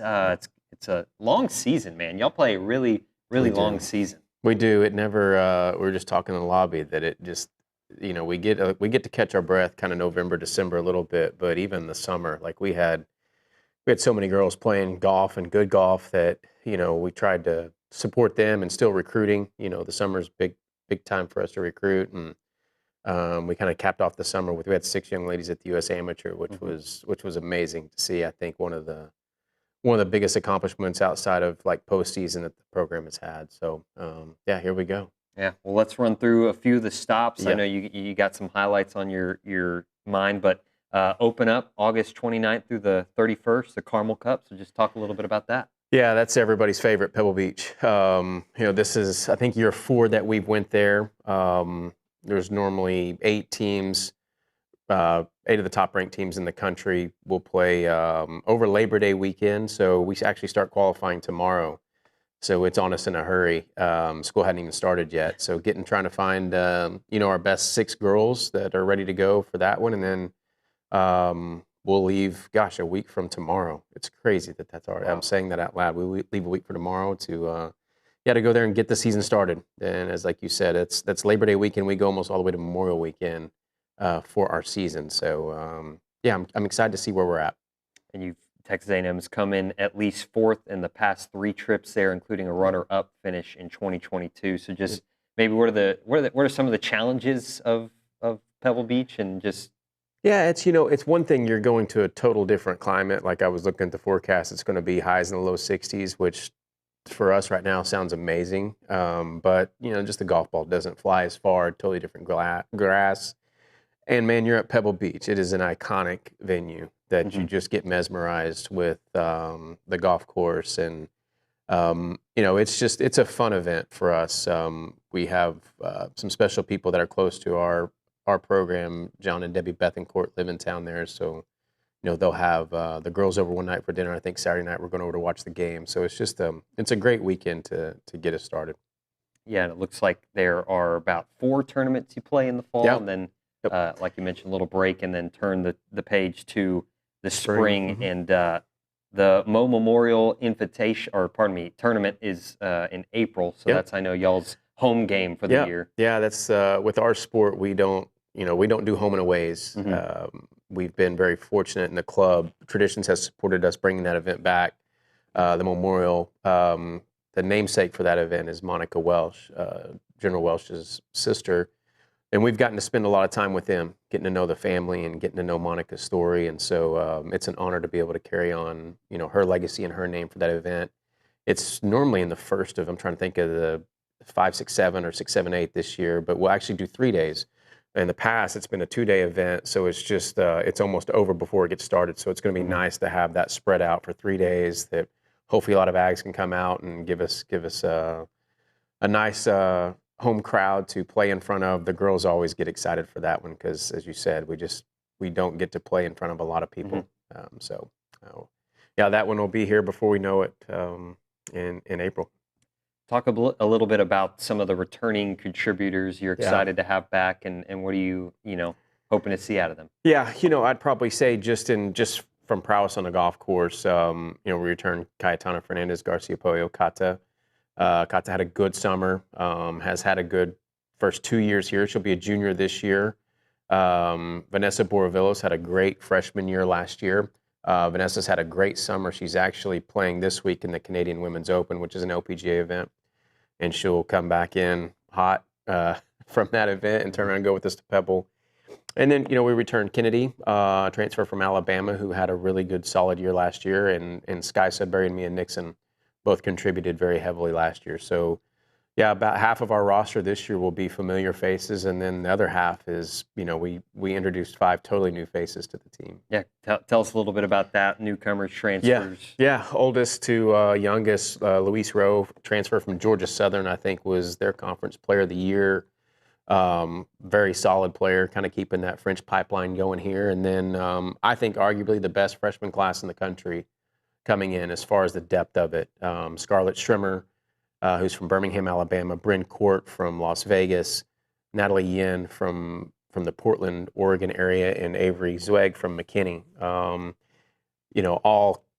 carry their own weight in accolades from junior golf. And I mean, we could do a whole nother show on just what they've accomplished, but they have looked very settled in once they got here. So we had our first team meeting yesterday, and I think everybody's just excited for the competition. Yeah. Last year we only had 6 bodies with Adela leaving early, and so it was pretty thin. And so we're looking at a roster of 10, and that lineup can change all the way through the spring. So we're just excited for that competition at home to make us sharper once we get on the road. Talk a little bit about how maybe it's still developing. Maybe you don't know the answer to this, but the culture on the team, how the girls getting along, and what does a strong team culture do for Aggie women's golf? Yeah, it's interesting. That's the one thing we tried to change when we got here. And I'd be remiss if I didn't say Giovanna was a huge part of that. We had a bunch of strangers come together that first year and accomplish something great, going all the way to the semifinals. And that was some transfers with the bones that were already here. And those young ladies helped us lay the foundation culturally of what we wanted this program to be about. And I think we have seen that in recruiting classes going forward. It's just Brandon and I were talking in the lobby that that there's no magic thing to what we're doing here. I think it's a recipe of a lot of things. I think you got a campus that is safe. You got a place that mothers and fathers like to drop their daughter off and know that they're going to be taken care of. We work really, really hard at what we do. And, we surround the young ladies with a lot of people that are going to care about them, not only here, but after here. And so maybe that's the recipe of our culture, but, our official visits are amazing. And I think the place sells itself. We just got to get them to come here and understand that Texas A&M is a school, a place that you can get better in golf. And so I think the girls have put that on paper for us. Absolutely. Last thing for you, Coach. I know you got a fundraiser coming up, so just tell us a few details about that. Yeah, we're going back to now with Traditions doing the regrassing, and now in amazing shape. I'm excited for us, I should say, to compete on that venue and help us get better. But October 13th, it's Columbus Day, the Monday after the Florida home football game. I know everybody's getting geared up for football. We have our fundraiser day. Our Aggie Women's Golf Club puts on a day that it's a scramble format, but the young ladies are on every hole, every other hole, so it's a good chance to meet them, support the club both from a relationship standpoint and financially, and we feed you steak dinner afterwards. But it's just it's an amazing day, full of fun, a lot of laughs, and just you catch the girls in their element and see really how talented they are up close, and also helps us from a support staff of really getting us up and down the road from stuff that our budget doesn't cover. So that's October 13th, Aggie Women's Golf Club. You can sign up on our website, and look forward to seeing everybody. If not before then. Absolutely. Well, thank you, Coach Chadwell, for coming Thanks, in. Nick. We'll look forward to checking in with you throughout the year, and good luck out in Pebble Beach. We'll be back on the other side, open segment. Then the 10 o'clock hour, we'll talk to Jason Howell and Jamie McCoy. You're listening to TexAgs Live. We're presented by David Garner Schulers.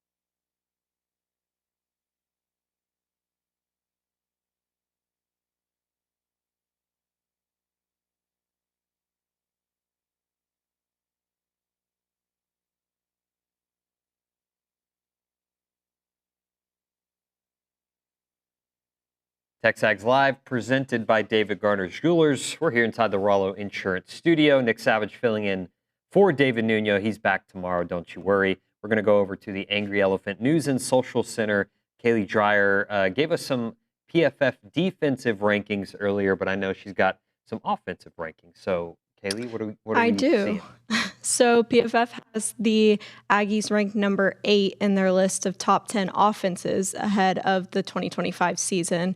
And as I said earlier, they had the defense ranked number 9 out of 10.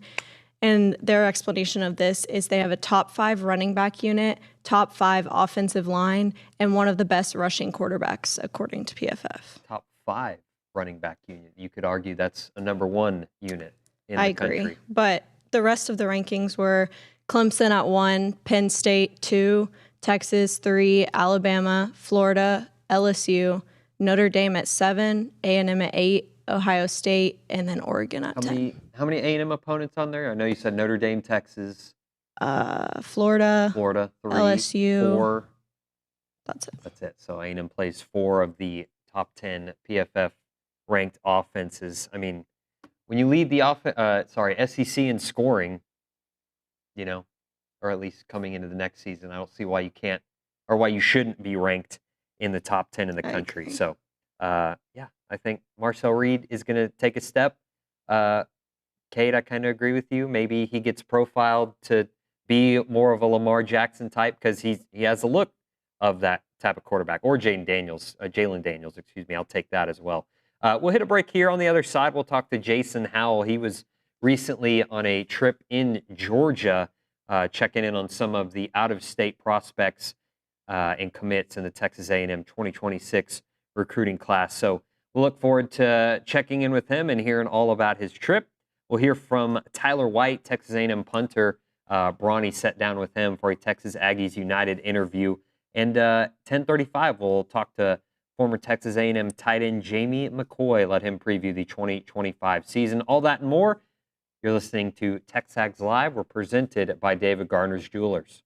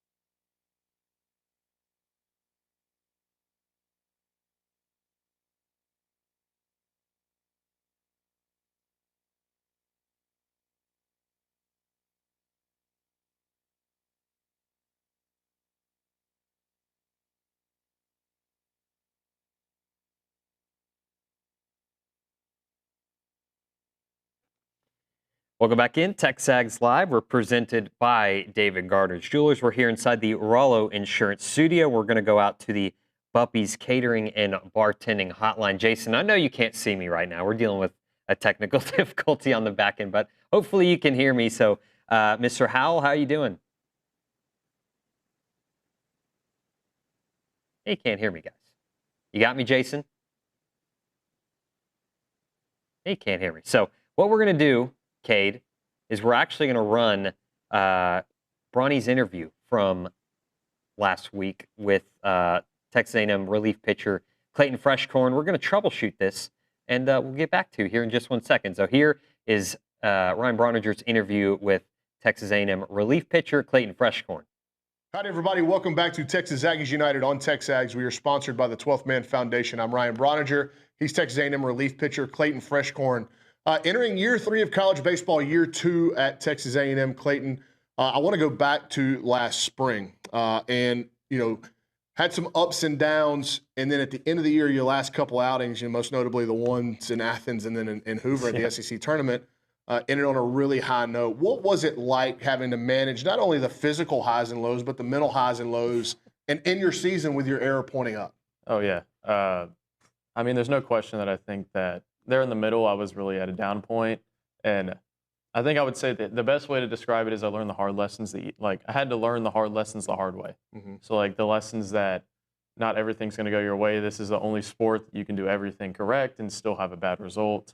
So, those little things and having to mature, especially being in the conference that we're in. So, I feel like towards the middle, I was going through that, the ups and downs, trying to change everything, even though I was doing everything right. It just wasn't happening. And then got past it towards the end and was able to say, what do I have to lose? Just go out there and compete. Yeah, and I think for people that may not know your history, I mean, you were an infielder growing up. You were a shortstop, scrawny shortstop from Waller, and you started pitching toward the end of your high school career. Hey, this might stick. It did stick. You go to McLennan, have some offers, and you come to Texas A&M. But I think people don't know you're relatively young in terms of the mental development on the pitching side. So how much advice could you give today to 18-year-old Clayton coming out of Waller High School? You're going to suck. You're going to get hit by a wall. You're going to, like I said, you can do everything correct and still fail. And, I feel like infielding, you have way more control over that. You're kind of up there by yourself, and you have to go through the mental struggles in the moment as well as also after. So I would say keep going. You're gonna eventually get past it. You're gonna get through the mental struggles, the bad times, but it just happens. You're a baseball player. So what was it at the end of last season that got you going in the right direction, allow you to finish the way you did? I would just say confidence. I was in a middle point there where I felt like whatever I threw was gonna get hit. And towards the end it was almost like, here, you know what, I know my stuff's good.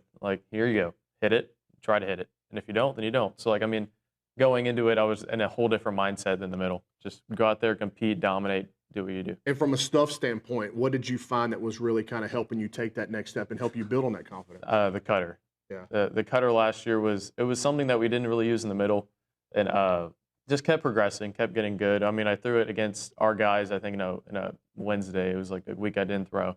And it worked. It worked against our guys. I went and talked to JK and Coach JK, and he was all on it. He was like, dude, that's a great pitch. We're going to try to use it in these counts. Ended up doing it, and it was extremely effective. Well, it felt like watching you in the SEC tournament against LSU that, hey, if this thing's got to go 14, 15 innings, that was the most confident that you felt. For sure. It was coming through the TV. Oh, yeah, for sure. I would have gone, like you said, 10 innings if I had to. Yeah. That was a life or death situation in my mind. You don't really – we have everything to lose, but in my mind, I have nothing to lose. I think I threw 5 times in 8 days.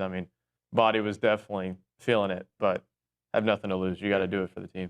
So you, in the season, obviously the standard and what is the expectation for Texas A&M baseball last year didn't live up to it. I don't think anybody in y'all's clubhouse is afraid to say that. So what are you looking forward to most about fixing it? Because all the guys that I've had to come here and talk, there's a little bit of the chip on the shoulder. I was just about to say the chip on the shoulder. Last year was not even close to the standard of any baseball team, not even here. Definitely not the SEC standard. Just period, baseball team-wise. That's what's going to be most exciting about this year is that most of the guys I would say all the guys, not even most, are coming back with a chip on their shoulder. Like everybody wants to go out and compete for this fan base, for the 12th man, do what we do, and what the fans deserve and what the team deserves. Yeah, and so how much of that, for people that may not know, I'm aware, but how much of that is formed during the fall? Because I think if you go back, and again, I'm not saying it's anybody's fault, but you go back and look at last year's fall, a lot of guys in and out, and there was like kind of like some inconsistencies with who was available. But now you look back at it like, hey, maybe the fall is more important than we thought. The fall's by far the most important. I mean, everybody kind of sees it as like you're developing. Yes, you're developing, but also you're developing as a team. So when you get to step on the field and together and compete against somebody else other than each other, it all needs to mesh. And that's just, I mean, the fall is the most important time to do that. You're obviously a fan of your teammates, and you've told me you've gotten really close with Shane Sadeo. How pumped were you that Shane is now coming back and can help lead the pitching staff? I wouldn't tell this to his face, but I love the guy. He's probably one of the best people to look up to. I mean, there's no question. Me and him like to say that we're both similar, just complete opposites. Like he's a lefty, I'm a righty. We both move the same way. Arsenal-wise, it's kind of almost there. Obviously, he's probably a little bit more on the crazy side on the mound than I am, but I mean, that's somebody that I would probably look up to and strive to be. Yeah. And then what have you done this summer to get yourself ready, not only for the fall, but like, another step forward in your career personally? Yeah. I mean, there's no question that getting stronger and putting on the weight aspect is something that I need to do. And especially since, like, this year we don't really know what opportunities-wise what would happen. Like, it could be I'm at least hoping for maybe a chance for the starting opportunity, at least for a chance. Or even the long relief role. I don't really like whatever it is. I know I need to have the strength with it. Mm-hmm. So that's what this whole summer was. I mean, staying up here every week.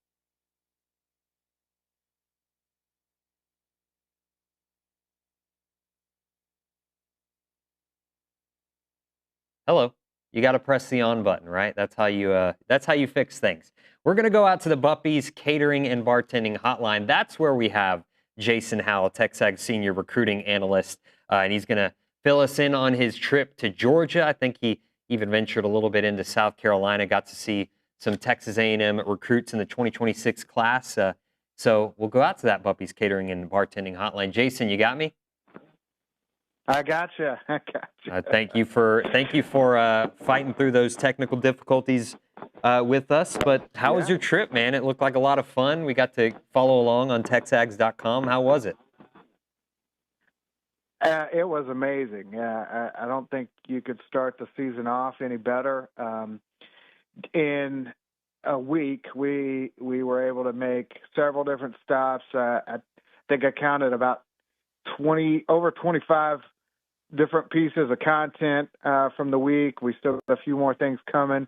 Got to see 4 2026 commits, a 2027 commitment. I got to see a scrimmage, 5 games, and 2 practices and a training session. I ate way too many hamburgers, and just got to meet and see a lot of people that I've been having conversations with over the phone, in person, and it really makes some cool connections with some of the families of these guys. It was a lot of fun. That's awesome, man. What was the best burger you had? I'm curious. I keep going back. I had several good ones, and there was one in Noonan, Georgia, at this place called Meet and Greet. It was a double-double that everybody raved about. At multiple TexAggers were like, hey, you need to stop into this place. And it was great. It was phenomenal. But I got to go up to South Carolina and Rock Hill at Burgers and Barley, this Brenner burger. I'm not a sweet tooth burger kind of guy. I'm more traditional if I really have my preferences. But this thing, it was so good. It was a burger on. You had the donut as buns. You had it like cut in half, like a Krispy Kreme donut, and then you had a fried egg on top. You had some maple glazed bacon, I guess, and and then some kind of aioli. Oh my gosh, it was so good. I finished it in it was like I was a competitive eater. Man versus food. It was set in front of me, and then it was gone. And then I was on my way back to Atlanta, and it was incredible. But so if you're ever in Rock Hill, South Carolina, I recommend checking it out. They have many more options, but that one was definitely tasty. Awesome, man. Well, let's just maybe take it day by day through your trip. On Thursday, you went up to, or you got to see Buford, Georgia versus Milton, Georgia. So maybe just tell me a little bit about the game and some of the prospects you got to see. Well, the main focus for us was Bryce Perry Wright for Buford, number 3, defensive end, defensive line. He played everywhere from D tackle to split out wide outside linebacker even.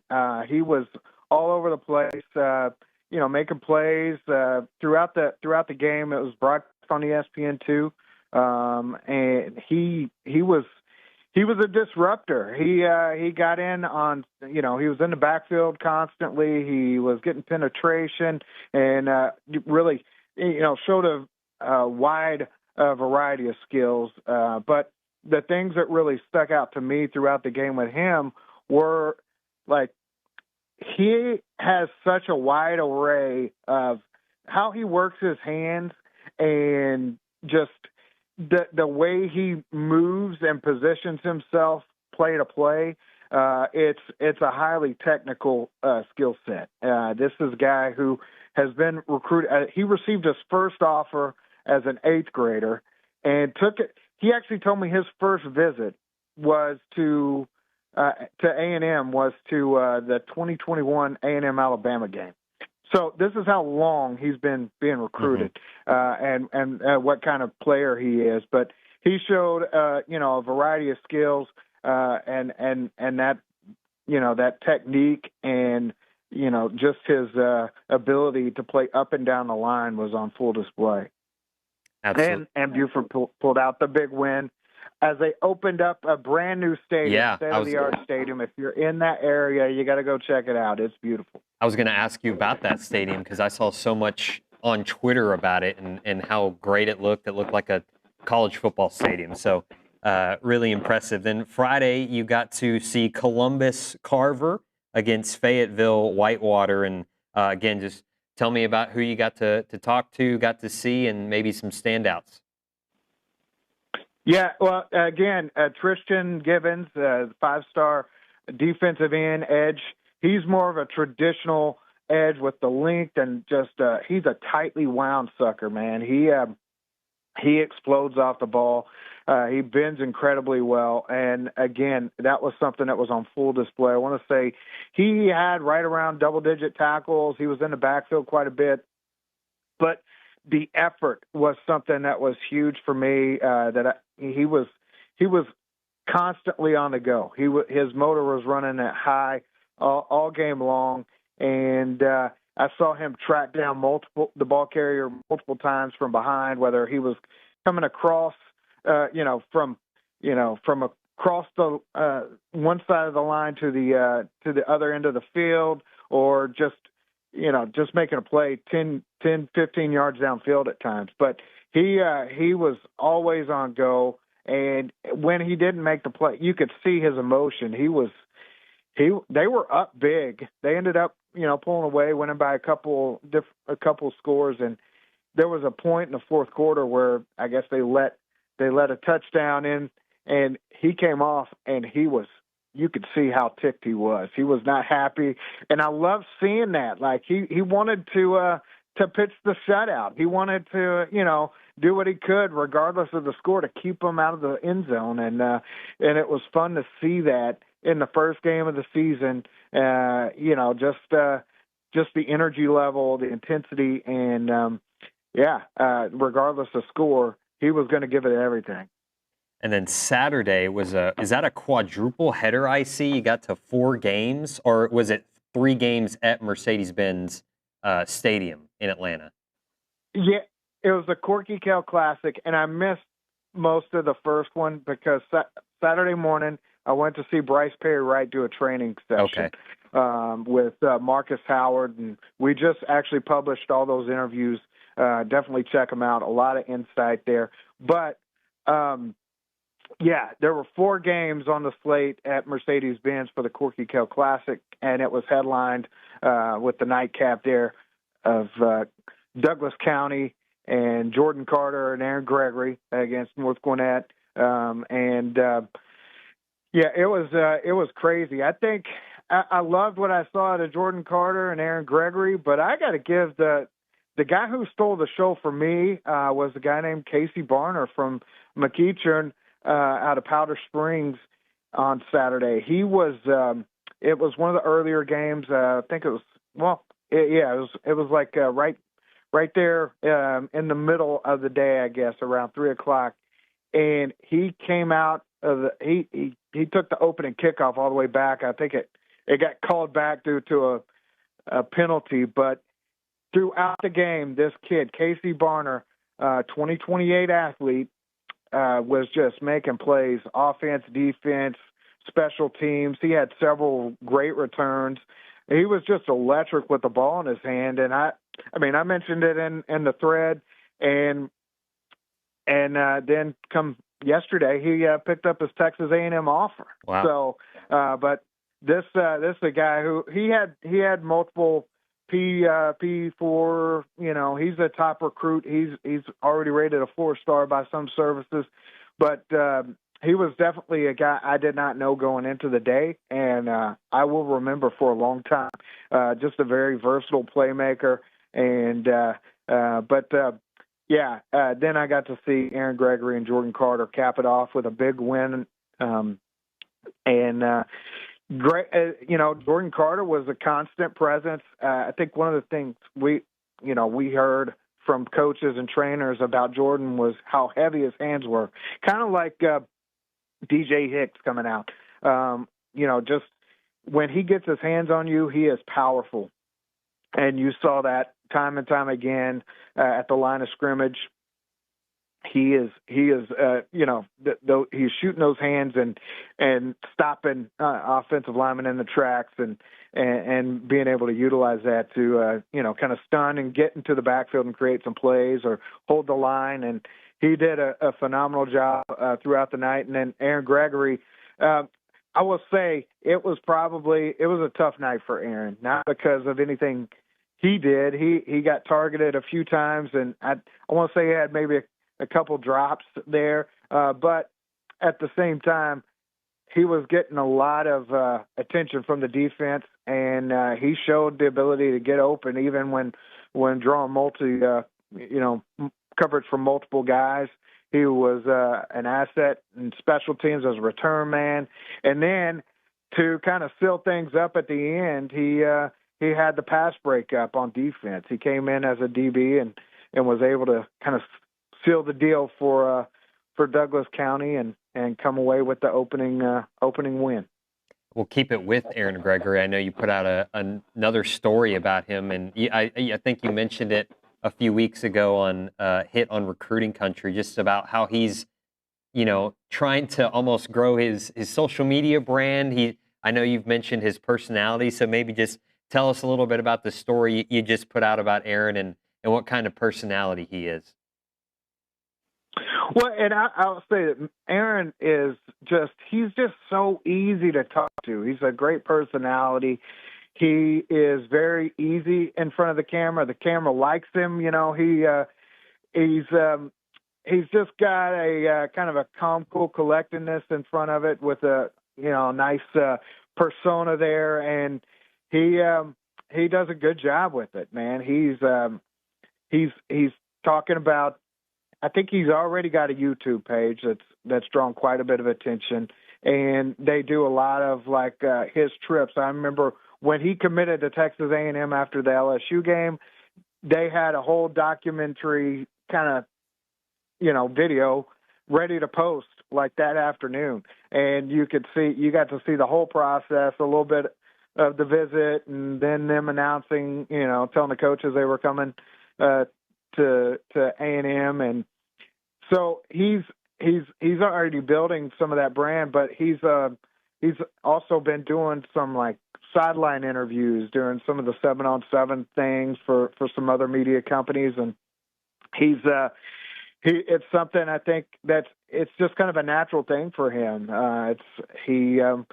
Like I said, he's easy in front of the camera, and he does a really good job of articulating and diving into different topics. And I think that's something that he sees, that not only will it'll help him NIL wise as far as allowing people and companies to get to know him. It'll, it's a beneficial thing for his brand, and it gives fans a chance to kind of see behind the scenes a little bit. And I think that's kind of the avenue he's looking to go as he continues on to Texas A&M. And but yeah, he's just a really great kid, great family. We got to mention the Princess of Aggieland, Savannah Pridgeon, his little sister. She committed to Texas A&M back in March on Aaron's unofficial visit. I'll be honest, I don't know how old, but you got to check out the video. She gave the biggest great gig-em ever to start the trip off on Sunday. Last question for you here, Jason. Texas high school football starting up next week. Do you have your week 1 plans set yet? Do you know who you're going to go see, or is that something that's still, being discussed between you, Bronny, and Cade? I'm still trying to figure it out exactly, but I have a few. There are definitely a few options. I'm looking at Mansfield Timberview is playing Dallas Kimball. I want to get out and see Chance Collins. Start off on a Thursday. I think that one is one I'm definitely got circled for Thursday. But Friday, I'm still trying to figure it out because there's so many great options. Maybe go out to Carthage or go out to Kilgore and see Carthage Kilgore and see KJ Edwards and Quebec. I may stay close and see a matchup of 2027s with Argyle Liberty Christian traveling to Anna with you got key offensive line target Peyton Miller for Anna, and you got Cooper Witten, linebacker extraordinaire there for Liberty Christian. So those are kind of the main ones I'm trying to figure out. I think there may be another one in there as well. But, there's those are definitely some big games that I'm looking forward to and trying to figure out exactly how we want to move forward. But it is going to be awesome. I am excited. I'm ready to go. All righty, Jason. Well, thanks for fighting through the technical difficulties with us, and thanks for making a few minutes to talk to me this morning. And we'll see you soon. Absolutely, man. Appreciate it. That's Jason Howell on the Buppy's Catering and Bartending Hotline. We'll hit a break. On the other side, we'll hear Ryan Broninger's Texas Aggies United interview with Texas A&M punter Tyler White. Hear from a specialist we heard from Randy Bond yesterday or earlier in the week. Or maybe it was last week. I don't really remember. But we'll hear from Tyler White, the punter for Texas A&M. On the other side, you're listening to TexAgs Live, presented by David Garner's Jewelers.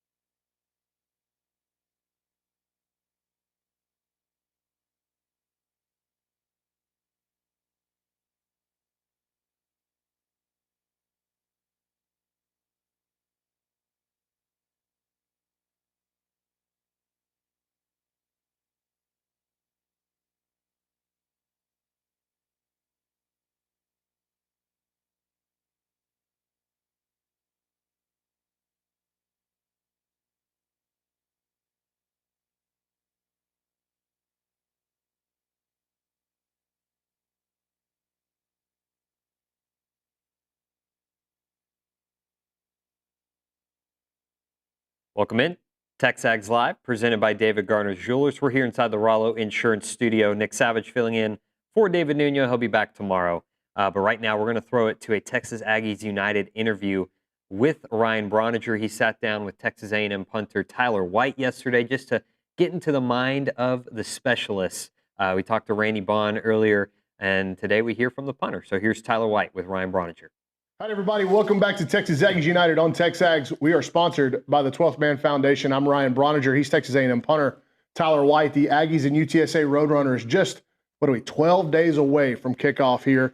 A guy who nobody really wants to see, but when you're on the field, you do a really good job. Just, Tyler, where are you at now heading into this year? I guess personally, your mental state, ready to continuing to up the level of the program? Yeah, I mean, going into this season, coming off of last year, having a great first season, I think this season's big point of emphasis is just working on touchbacks and keeping the ball out of the end zone.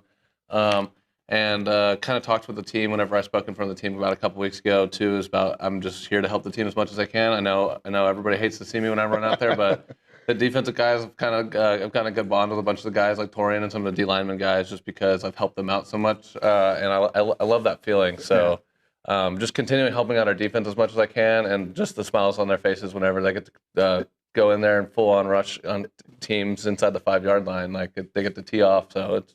They love it. They like me, so I like to keep those big boys happy. So for sure, and I was being very tongue in cheek. You understand? Mm-hmm. You're going to kick the ball. Oh yeah. And matter of fact, that you'd rather kick it than throw it to the other team or fumble it and give it to the other team. I want to go back to. I mean, you've always been a highly regarded specialist, even coming out of South Lake Carroll. You get to A&M and you've had really solid campaigns But I want to go back to that Missouri punt, and that's kind of when everything kind of switched for you, at least like nationally. Yeah. What was that like? Just the response to that ball rolling out, and McAfee got it, and obviously when he grabs it, it goes berserk. Yeah, no, so that was really awesome. Honestly, if I was gonna think before a punt, this could be one of those ones that could be magical. That wasn't one of them because the coach came up to me before. He was like, "Hey, we've got 12. I don't know if there was 12 seconds left on the clock. They're like, we need this to be the last play of the game." Or of the half, sorry. And so whenever it happened, we went in our max protection punt where we have no gunners, so there's almost no hope of the ball staying out of the back of the end zone. And when that happened, it kind of just, if you guys remember from that game, everything was going our way, and it kind of put the top on it just of how Missouri wasn't having a great day against us, and it was super cool. I mean, I get questions recognized from it all the time, but people are like, "Oh, you should get. How do you do that? Can you replicate that?" And honestly, it's kind of like a golfer and having his range of clubs, his gap wedge or his pitching wedge, whatever. So for me, it's kind of I can put it in a general spot, but once it touches the ground, it's kind of all at the mercy of the football. Exactly. Yeah. Well, I mean, super cool moment, and for you.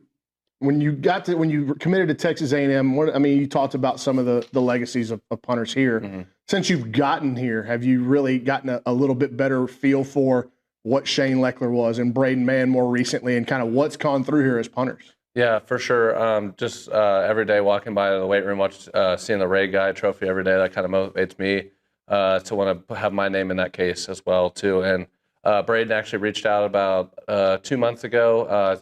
He lives up in Dallas in the offseason, so he was like, "Hey, let me know when you're back home and we can kick together." So I'm looking forward to that sometime soon.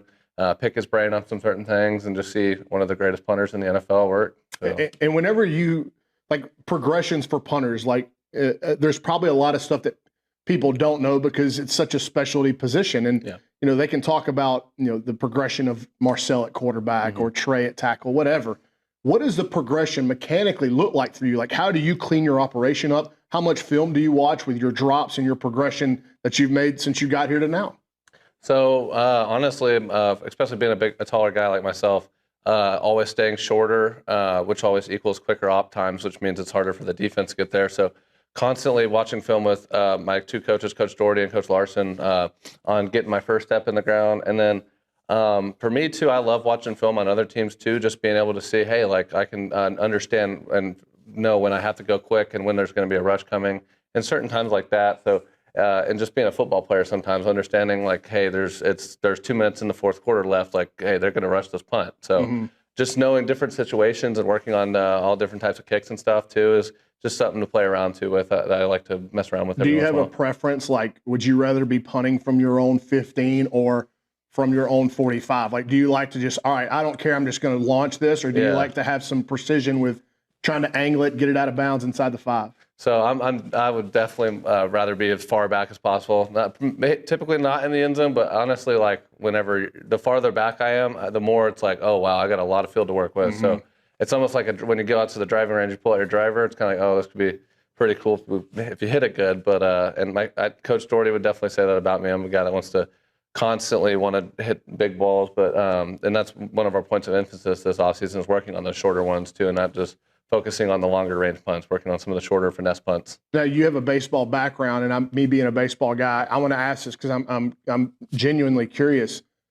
Is it like baseball and like the type of where you're kicking, the field you're kicking in plays a role in how you attack stuff, and like the ball flies out at Bluebell Park. Well, it doesn't fly out at other places, you know. So like, is it like that in football stadiums as well? 100%. So like a lot of so like even before they put the suites in at Kyle, there was a big difference. There was like kind of a jet stream that would come out of that end zone, and so that a lot of that comes in with pregame is just understanding what the stadium's like. So fortunately, being in the SEC, we're playing in stadiums 100,000 people, so they're high enough to where the biggest punts in the NFL aren't even going over the top of the stadium, so the wind's not super effective. But last year, like Florida rained almost the entire game, pretty much a punter's nightmare. So we work wet ball every Wednesday, so that's some stuff we do to prepare for situations like that. And then also too, I mean, it gets pretty windy out here, especially in the spring. So working into the wind. And just changing my drop whenever we are kicking into the wind. So whenever I kick into the wind, I drop my nose a little bit so it helps spiral through. And then there's some different things, too, you can do when you're going with the wind as well. How much work do y'all do on chaos scenarios? So you mentioned wet ball, bad snap over the head, snap in the dirt. Like, how much work do you do with that every week?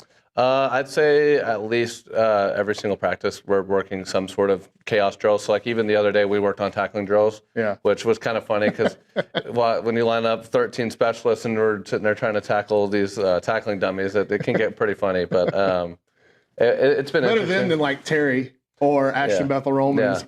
Y'all would at least you got a chance. Like it's like me trying to tackle the dummy. At least I've got a chance. Yeah, no, we're just looking to clip somebody's legs, maybe force them back inside. But, fortunately enough, I didn't have to get too far down the field last season, so we're hoping to do that again too. But yeah, we work all kinds of like, especially field goal scenarios, working Maydays, which is like end of the game, or even fire calls and stuff like that whenever stuff doesn't go right. You also work closely with Randy Bond. How's that operation coming on the field goal? It's been going really well so far. I think we've taken big strides from last year. I know with both of our preseason awards and stuff, we really have big aspirations for having a big year this year.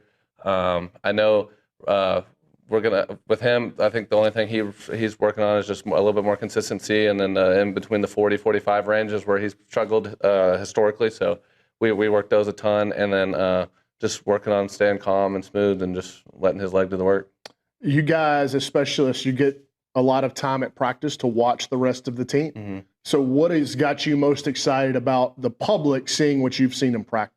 I'd say there's a lot of steps forward, especially with the offense and the passing game that I really like. The receivers, Mario and Casey that came in, and even a bunch of the freshmen are doing really good. And then younger guys like Isaiah stepping up, I really like. And then our tight end room is stacked. O-line as well. I'm good friends with a lot of the O-linemen. I mean, that's a stacked room right now. So I'm looking forward to see what they're doing this year. And defensively, I think our secondary has come a long way. I think those guys are very, much faster, and very big point of emphasis with Coach Elko is just penalties and stuff like that on both sides of the ball, just working on keeping those numbers down. But I'm really looking forward to what this team can do this season. I think if we just prepare the way we are right now, I think we'll be in great shape. Tyler, thank you for coming in. Texas A&M's punter Tyler White here on Texas Aggies United. Thank you guys for tuning in. Aggies and Roadrunners just a couple Saturdays away. This interview is sponsored. And that was Tyler White with Ryan Broniger. We'll hit a quick break on the other side. We'll get to former Texas A&M tight end Jamie McCoy, preview the season. You're listening to TexAgs Live, presented by David Gardner Schulers.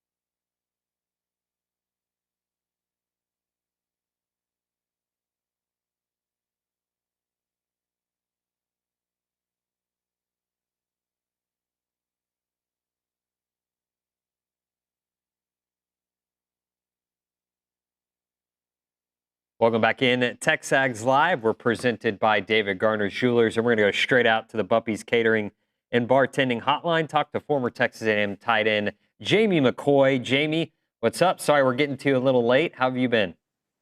I've been good. Nick, how about yourself, man? Thanks for having me, Yeah, by the way. of course. Yeah, of course. We're excited for the season to start, and it's going to be here before you know it next week, right? So I actually wanted to start in a different spot with you just because we've been having a lot of former A&M players on recently, and we've been asking them their journey to get to Texas A&M. And I know you've told this story before, but maybe it's worth revisiting as we're about to kick off the season. So kind of just remind us on, what got you to commit to Texas A&M when you're going through that recruiting process. What were some of the draws for you? Oh man, it's funny. I think my story isn't like any of the other former players. So for me, I played quarterback my whole life, and going into my freshman year, I want to say I messed up something in my elbow, so I had to get surgery and didn't get to play. So I wasn't really just on any college team's radar as far as QB, which you're there 2 years, 3 years for the very good ones. But to speed the story up, I got to my senior year, which is the only year I played quarterback on varsity. And I want to say it was when the Friday Night Lights movie came out, Midland Lee versus Permian. And I want to say I ran 6 touchdowns in and threw one that game. We played them early that week on a Wednesday just so it could be on TV since the movie was coming out. And then I was offered, I was in the movie that Thursday, and Coach Thurman, the old cornerback coach for us, he called and made an offer. And I didn't know what was going on. I wasn't on any big Power 5 schools radar.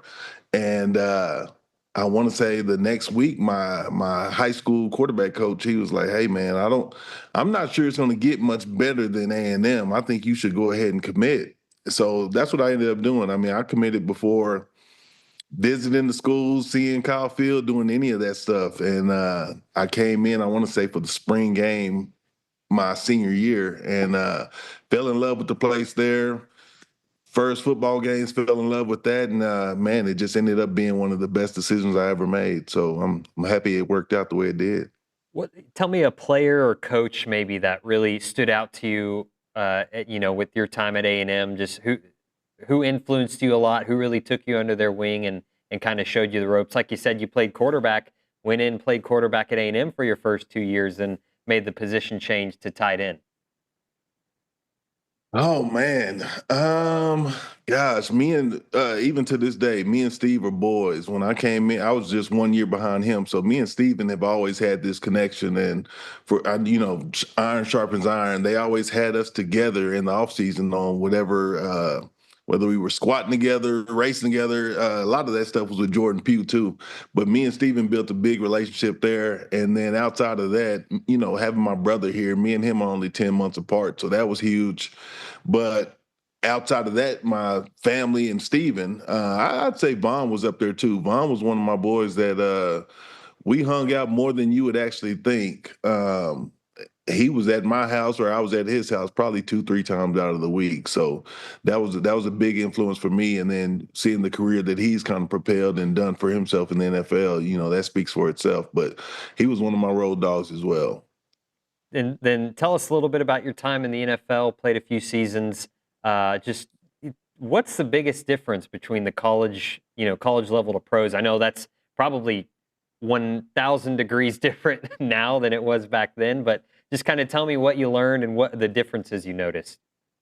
The big thing that people always speak about is the speed. Things that you can get away with in college, as far as, let's say you take a false step. You're supposed to block a guy and go this way, but you might step with your right foot first. You can get away with that in college. In the NFL, it's all about technique. That's why a smaller guy can block a bigger guy, because if you have the proper technique, everything works in line. But if you get out of line or out of character on any play, you can be exposed big time. So I'd say that's one of the biggest differences. But I don't know, things that I learned. Really, it's attention to detail. That's the main thing at the NFL level, because each week you might be playing a 3-4 defense, a 4-3 defense. Those schemes and coordinators, they mean so much in the NFL. And these coaches, they have these playbooks that, whether they were with another team 2-3 years ago, whatever, you can kind of follow their career path and know exactly what you're kind of going to see that Sunday. But so I would say attention to detail is one of those main things. If you can put yourself ahead by being detail oriented, it'll go a long way. You'll put yourself ahead of all the others because a lot of guys are just worried about their assignment when if you get ahead in that other facet, I mean, it puts you ahead of the 8 ball in so many situations. The last question for you here, Jamie. Sorry for going a little bit short with you today. That's some missed timing on my part. Just what's your favorite memory, favorite game at A&M from your time here? Just is there one that sticks out more than others, or maybe it's a few? Oh man, gosh, I would say there's two, it's funny because neither one of them are at A&M. Although when we beat Texas, I want to say it was like 38-30 at home. That was a good one. But two that stand out to me are one when we went and beat Texas Tech in Lubbock. That was a big one because it just seemed like we could never get over that hump. Whenever we played them, it'd be 4th down, 3rd and 1, 3rd and 2, 4th and 1, 4th and 2. Mike Leach went for it every time, and they just always seemed to get it. We could never get over that hump. So beating them in their place with their fans, and if you know anything about Texas Tech fans, they're as rowdy as any LSU fan, whatever the case. So it was good beating them there. And then the other one I'd say is when we went to Austin and beat them 12-7 with Mike Bennett getting his sacks. Jaworski had a good day.